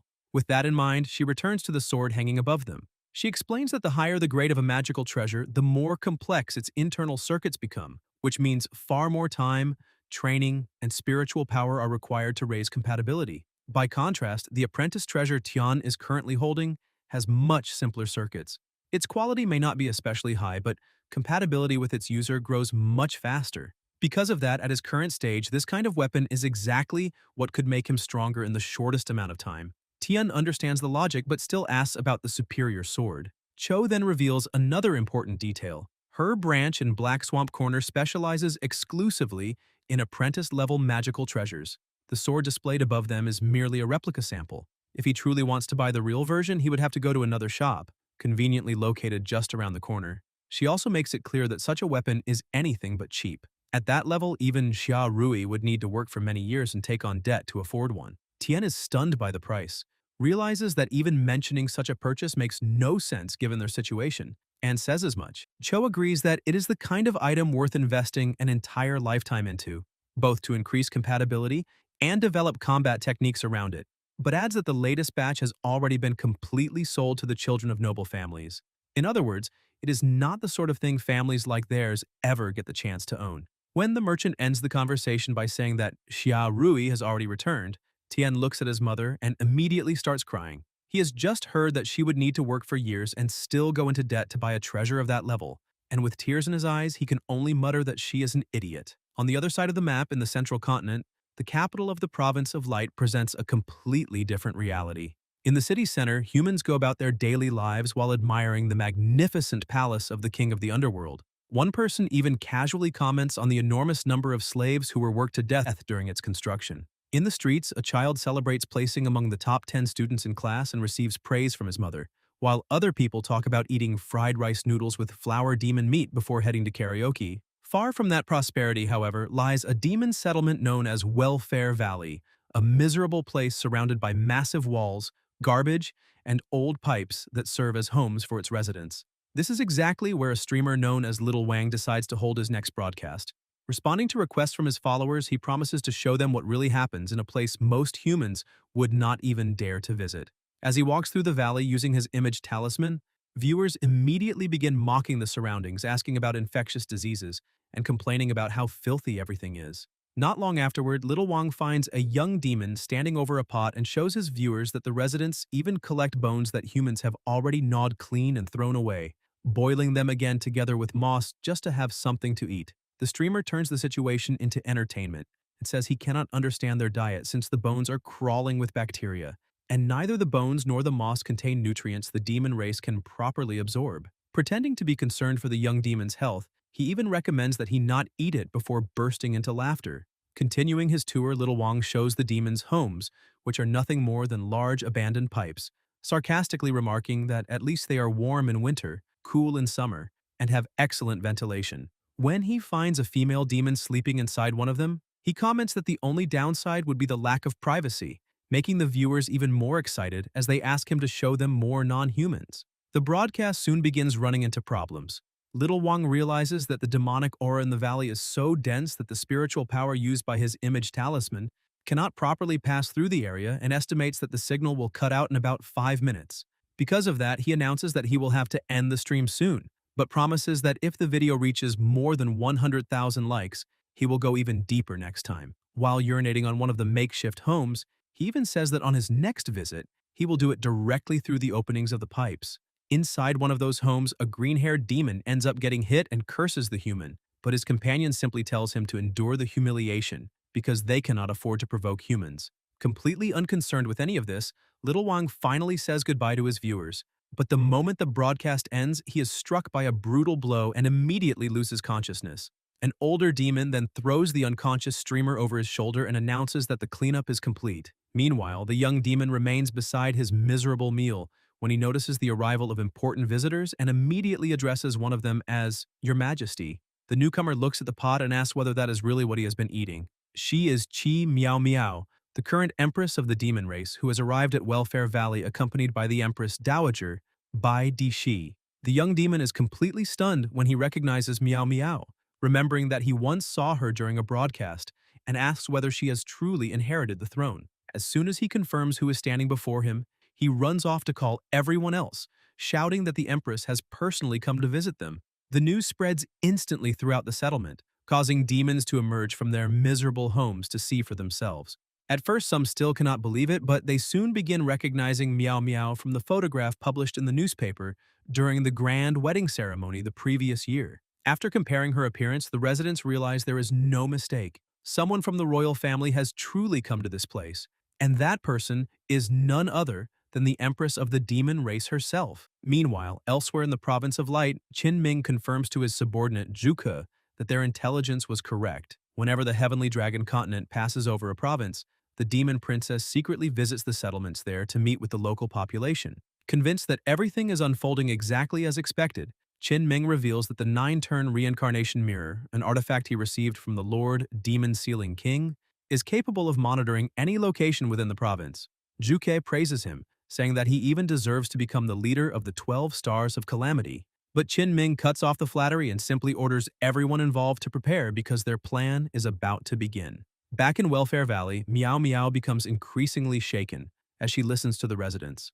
After explaining that she has visited demon settlements in every province, and that even the worst of them were never as miserable as this place, she demands to know what is really happening. One of the demons nervously explains that the problem is not a lack of taxation, but rather the overwhelming number of fees. According to him, even a single cup of clean water comes with 50 wen in taxes, while food is even more expensive. Worse still, their monthly income barely reaches 1,000 wen, making Miao Miao realize that the system is practically forcing them to die because surviving under those conditions is nearly impossible. The situation becomes even more horrifying when another resident reveals that officials connected to the palace occasionally bring food when they come to visit the children living there. However, they usually take away some of the girls who have human forms for a period of time. Hearing this, Miao Miao is horrified and immediately insists that the treaty would never allow such an atrocity. But her outrage means little to people who have already lost all hope. One furious demon lashes out at her and asks what good that treaty has ever done, calling the Empress useless and accusing the royal family of living comfortably on the Heavenly Dragon continent, while ordinary demons freeze and starve in a place like this. He says that every year they hear rumors that the demon race will finally fight back, yet nothing ever actually happens. He continues shouting that her presence there changes nothing, tells her to leave, and in the middle of his anger throws mud at Miao Miao. Even so, the young empress remains standing there in silence, absorbing all of the hostility while the soldiers beside her try to calm the situation. Before the tension can die down, another commotion breaks out in the settlement. A desperate father appears carrying his young daughter in his arms and, while scolding his son for shouting instead of looking for food, reveals the true desperation facing their family. His youngest daughter is about to starve to death. In tears, he begins begging everyone around him, saying that even the smallest scrap of food would be enough and pleading with them to save his last daughter. Miao Miao immediately turns to Afu and Agui and asks whether they still have any food left, but the soldiers can only admit in embarrassment that they have already run out. They explain that they came there in secret and therefore could not bring many supplies in the first place. On top of that, everything they carried had already been distributed at the previous settlement. Around them, the other demons respond with nothing but resignation. Some bitterly comment that no one has any food left, while others tell the father to accept his fate because tragedies like this happen every day. The man collapses beside his starving daughter, crying and calling her his precious little girl, while the same furious demon from earlier once again attacks Miao Miao with his words, accusing her of coming there only to watch the suffering of people who have already hit rock bottom. Unable to answer immediately, Miao Miao remains silent. She sees the young girl suffering while everyone around her watches with a mixture of anger, despair, and disbelief. Then, realizing there is no food left and that the child is already on the verge of death, Miao Miao makes an extreme decision. She walks forward, takes the starving girl into her arms, and breastfeeds her herself, leaving the father completely stunned and speechless at the Empress's actions. Overcome with emotion, Miao Miao remembers the words of her own father. According to the former king, the imperial family may rule over all the common people of the demon race, but that never means treating them arrogantly or using them for personal gain. To him, the true meaning of sovereignty is to regard every citizen of the demon race as the most precious treasure imaginable. Taking those teachings to heart, Miao Miao apologizes before everyone and tearfully admits that she also bears responsibility for the fact that they cannot live and work in peace. Even so, she asks them not to lose hope because she has already taken steps to change their situation. She explains that she has formed a marriage alliance with an influential official, that the strength of the pro-war faction is recovering, and that the demon race's military academy, reopened by the woman in red, is also operating extremely well. She adds that a new generation of warriors is being trained, and that perhaps before long fighters as powerful as Lord Lin will rise once again. Because of that, she promises to carry on her father's will and Lin's unfulfilled wish to restore the demon race. The Empress's words immediately rekindle hope among the people. The residents begin declaring their support for Miao Miao, insisting that the demon race will surely rise again.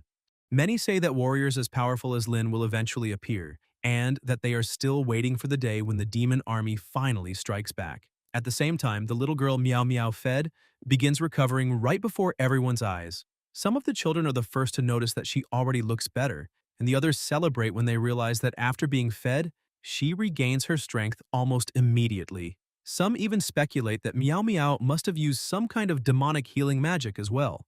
Watching all of this, Baidi sure becomes lost in thought and concludes that under the current circumstances, being Empress is actually an overwhelming burden. She knows the imperial family has already lost nearly all of its power, and that what little authority remains is held together only by Dan Yunduo's strength. On top of that, Meow Meow has to deal with government affairs every day while simultaneously maneuvering among several influential officials.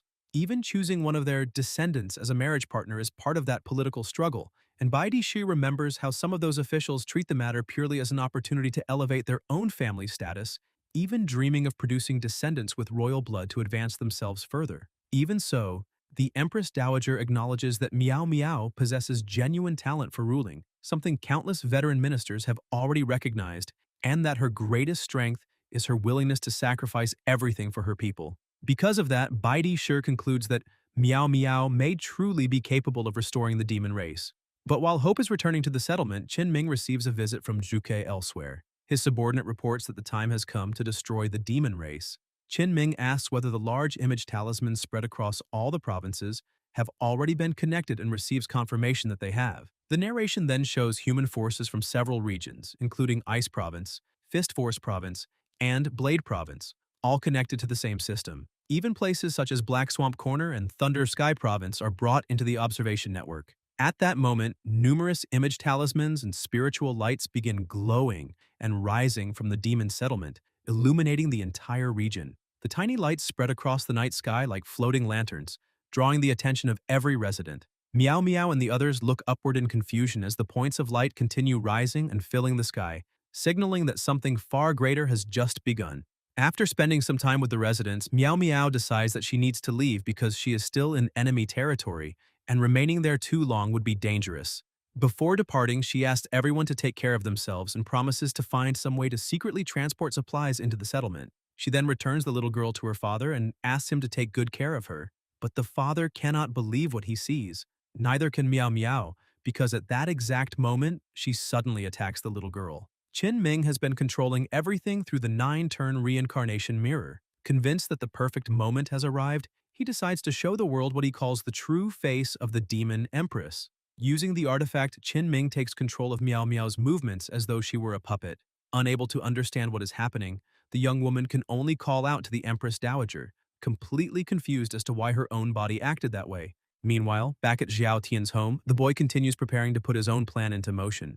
After testing the apprentice-level magical treasure he obtained, he realizes that the shop owner was right because the artifact allows him to increase his combat strength much faster. With it, Xiao Tian finally manages to completely break through the protective talisman that had been standing in his way. Even so, the moment he thinks about Xia Rui, rage overwhelms him. He admits that she truly is a good mother, but that only makes everything even more painful.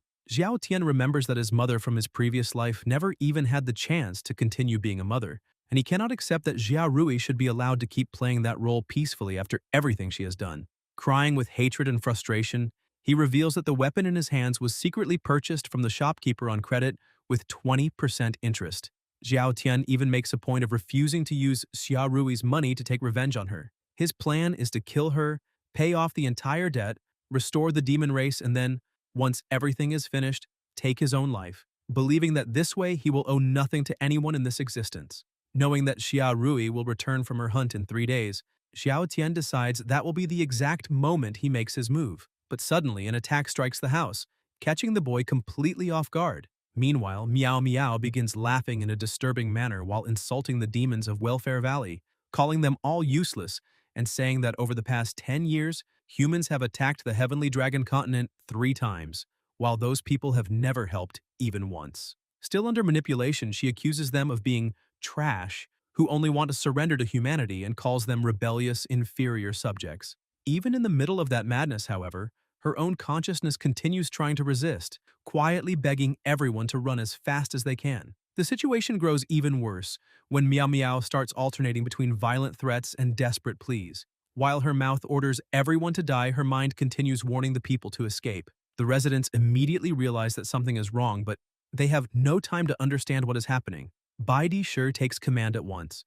The Empress Dowager orders everyone to stop Meow Meow, but makes it clear that the absolute priority is evacuating the population before it is too late. Her subordinates obey immediately and begin moving, but Meow Meow attacks them and prevents the escape. Meanwhile, on the other side, Qin Ming reveals the next stage of his plan. Using the profound heaven mirror, he channels an enormous amount of demonic power directly into Meow Meow, turning her into a living bomb of demonic energy. In the middle of the chaos, the population panics and tries to escape any way they can. The brother of the girl who was injured during the confusion becomes desperate. He embraces her, tries to calm her down, and reveals that his demon core ability is medicinal in nature. Even though he regrets being unable to find food for his sister, he swears that at the very least he will not let her die from that injury. At the same time, he pressures his father, reminding him of everything their family has suffered and practically demanding that the old man find some way to save them. The father finally reacts and orders everyone to climb out of that cursed valley immediately, saying that as long as they keep running, there will still be a way out. He points toward the climbing route and orders everyone to head upward as fast as possible. Seeing that the situation is completely spiraling out of control, Bai Di Shi finally decides to go all out. She summons the royal guard and orders everyone to resonate with her demon core. Then, together with the guards, she activates the Heavenly Empress Demon Subjugation Formation, a high-level technique created specifically to protect the Empress. A barrier rises around Meow Meow to contain her, and one of the guards shouts toward the hidden enemy behind the manipulation, declaring that he watched the Empress grow up and knows perfectly well that she would never do something like this of her own free will. Because of that, he makes it clear that the real culprit is a coward hiding behind her, and warns that the barrier will not be easily broken. Qin Ming observes the barrier created by Bai Di Shi and admits that the demonic magic is far too powerful to destroy directly. Meanwhile, the Empress Dowager looks at Meow Meow and thinks about everything the young woman has done for the demon race. After years of recovery, they are finally approaching a period where they might be able to develop again. And Bai Di Shi knows just how deeply Meow Meow loves her people and how much she has already sacrificed to restore them. Because of that, she decides that she will not allow anyone to harm either the young empress or the demon race. Qin Ming, however, has no intention of breaking the barrier by force. Elsewhere, in the center of the human city, people continue going about their normal lives, shopping and talking in the streets until a massive explosion suddenly tears through the area. Back in the settlement, the injured girl's brother immediately realizes that something far worse is happening and tells everyone to stop staring and quickly call the guard groups. Meow Meow, already badly injured from trying to resist the manipulation, can barely call out to the Queen Mother, while Bai Di Shi, already defeated and lying on the ground, desperately responds with the young woman's name. At the same time, the humans fall into complete panic when they sense the enormous amount of demonic energy emerging above the city. Some immediately order the palace of the King of the Underworld to be notified and demand that Lord Qin Ming come deal with the situation. But before any reinforcements can arrive, the power being channeled through Meow Meow begins taking shape. Still controlled by Qin Ming, the Empress is forced to activate a powerful demonic spell known as the Scattered Blossoms of the Heavenly Kilin. A gigantic blue manifestation of energy appears above the city, terrifying the humans below. Moments later, countless lights rain down from the heavens like a devastating storm, striking the entire region, triggering a chain of explosions and hurling people through the air. Elsewhere, Xiao Tian is still inside the house thinking about carrying out his own plan when Xia Rui returns from her hunt 3 days later. But before he can finish the thought, one of the explosions caused by Meow Meow's magic reaches the area where they live. Startled, Xiao Tian looks up and realizes too late that an attack is about to hit him. At that instant, Xia Rui suddenly appears and screams for Tian to run.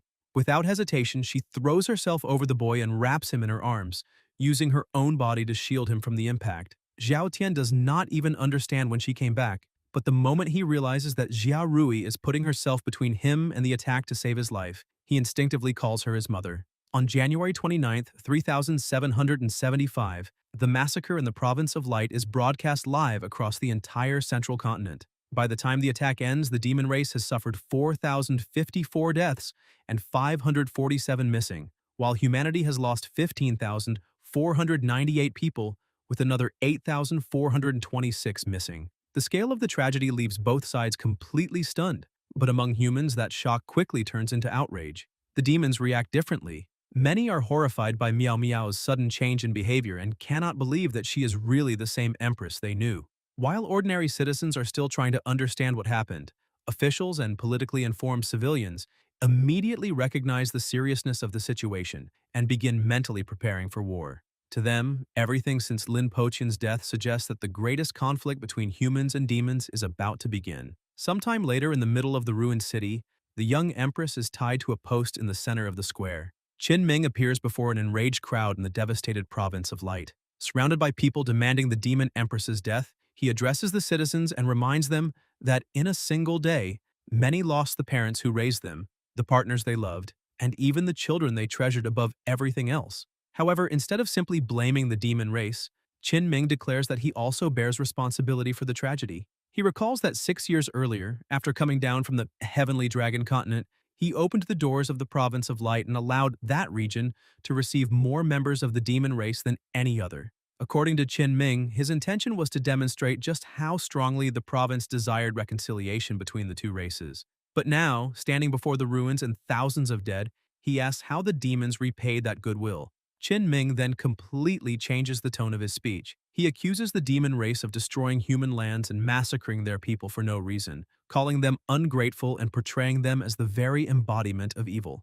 In his view, as long as even a single demon remains alive, humanity will continue facing the risk of being trampled for countless generations. Then, to everyone's surprise, Qin Ming announces that, as a member of the 12 Stars of Calamity, he is resigning from his position as Grand Commander of the Province of Light. Rather than officially dragging the entire population into war, he intends to declare war on the Heavenly Dragon continent in his own name. Qin Ming claims that he will not force the innocent citizens of the Province of Light to follow him, nor will he drag the other allied provinces into the conflict. Even if his body is burned away by the fury of the demon race or crushed by the Heavenly Dragon continent itself, he is willing to die if it means awakening the last members of the pacifist faction across the central continent. Finally, Qin Ming makes it clear that he intends to carry the war through to the end and exterminate his enemies.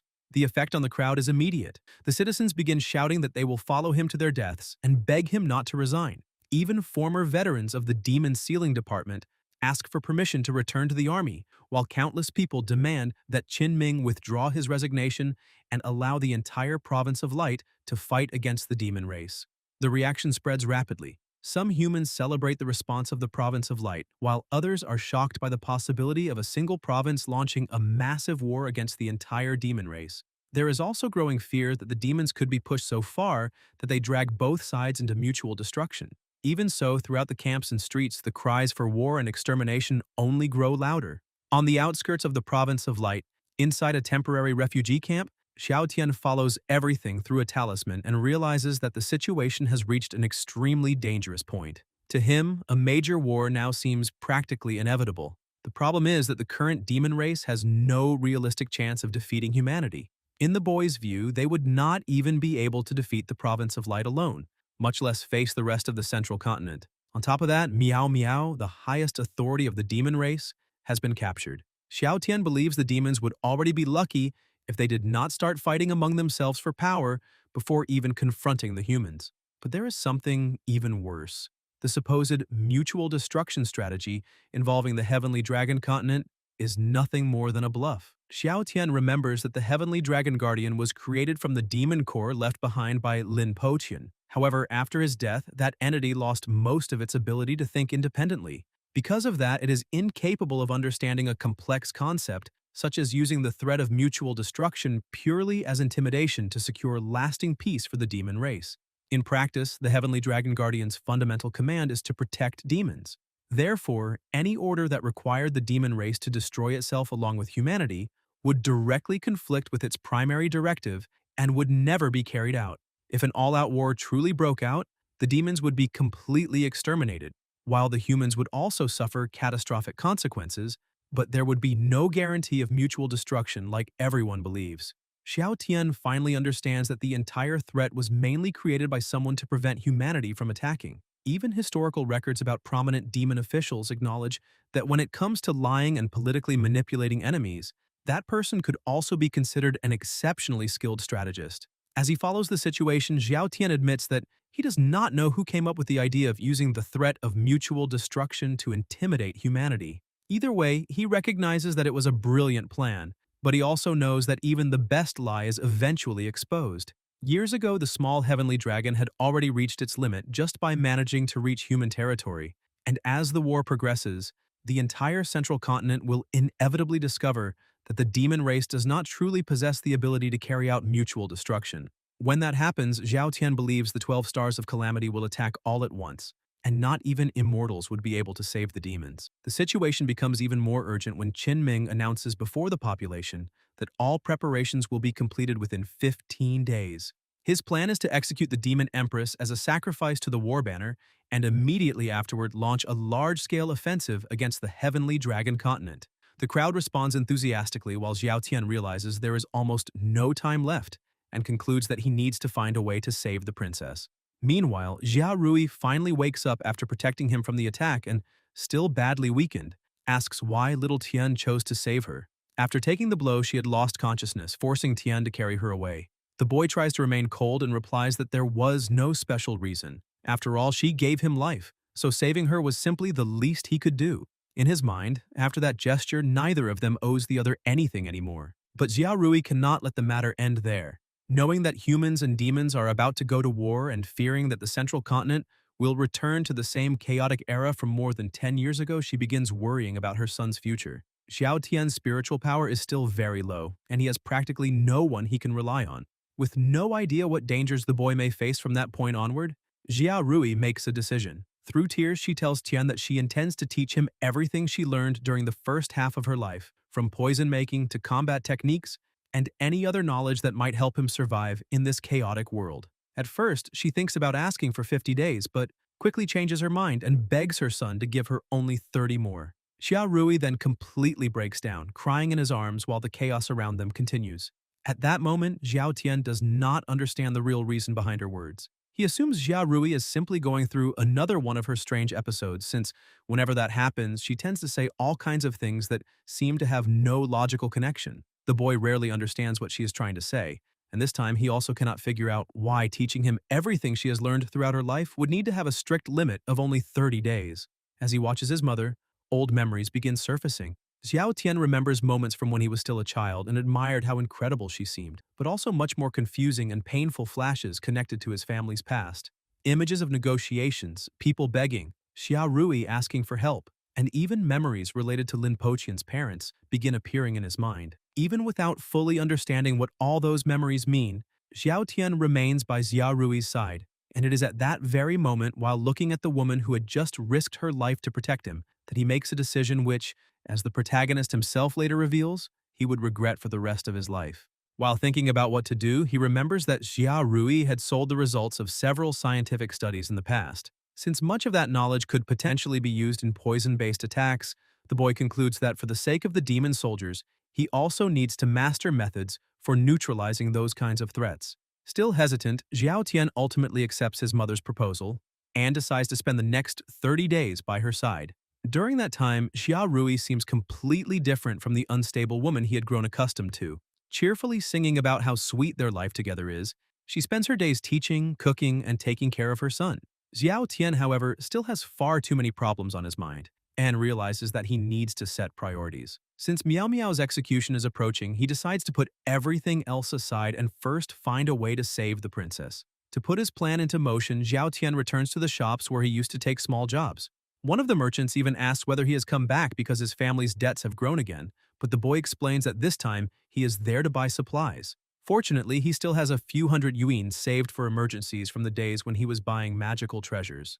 With that money, he asks for 2 items of each type involving thunder, fire, and poison. The merchant finds the amount of dangerous material unusual and assumes Xiao Tian is simply running an errand for his mother. Even so, he warns that the boy does not have enough money to buy everything. Xiao Tian then realizes that prices have risen sharply since preparations for war began, but he still manages to purchase the minimum amount needed for what he intends to do.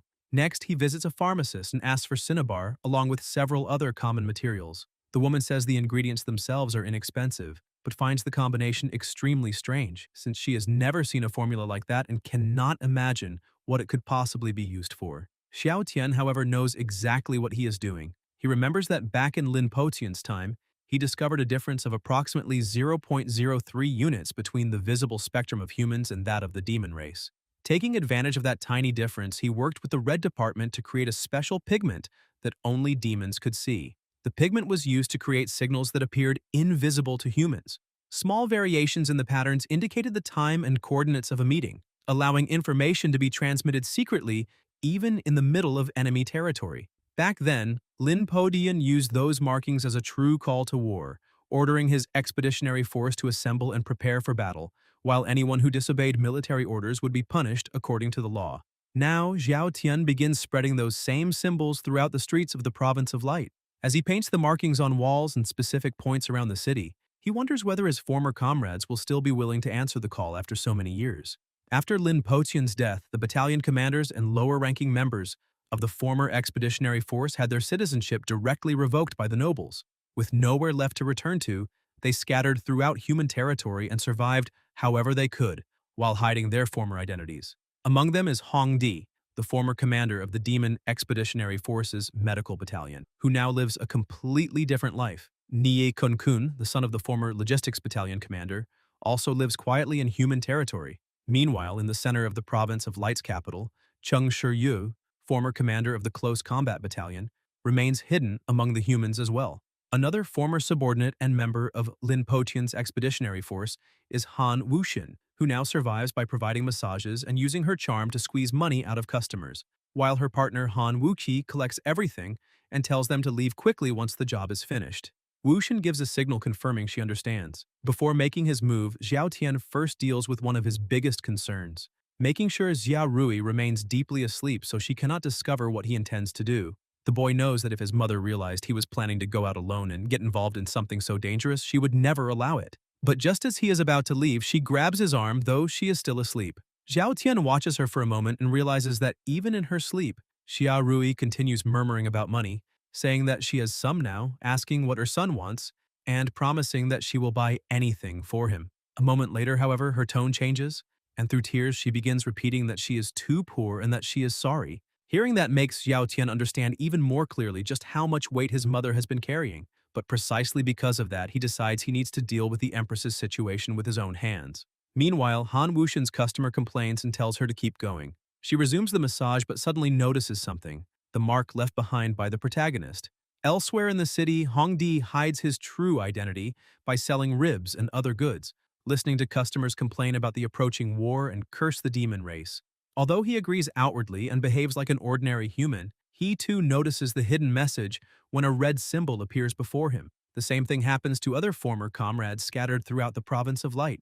Whether through markings drawn on windows, walls, balloons, or even hidden on objects and money circulating through the city, the old code of the expeditionary force begins quietly reappearing. After confirming that the call has been understood, Xiao Tian heads to the meeting point and before facing the assembled group, quietly encourages himself and wishes himself luck. There, Han Wuxin is one of the first to confront him, asking whether he was the one who drew those signals.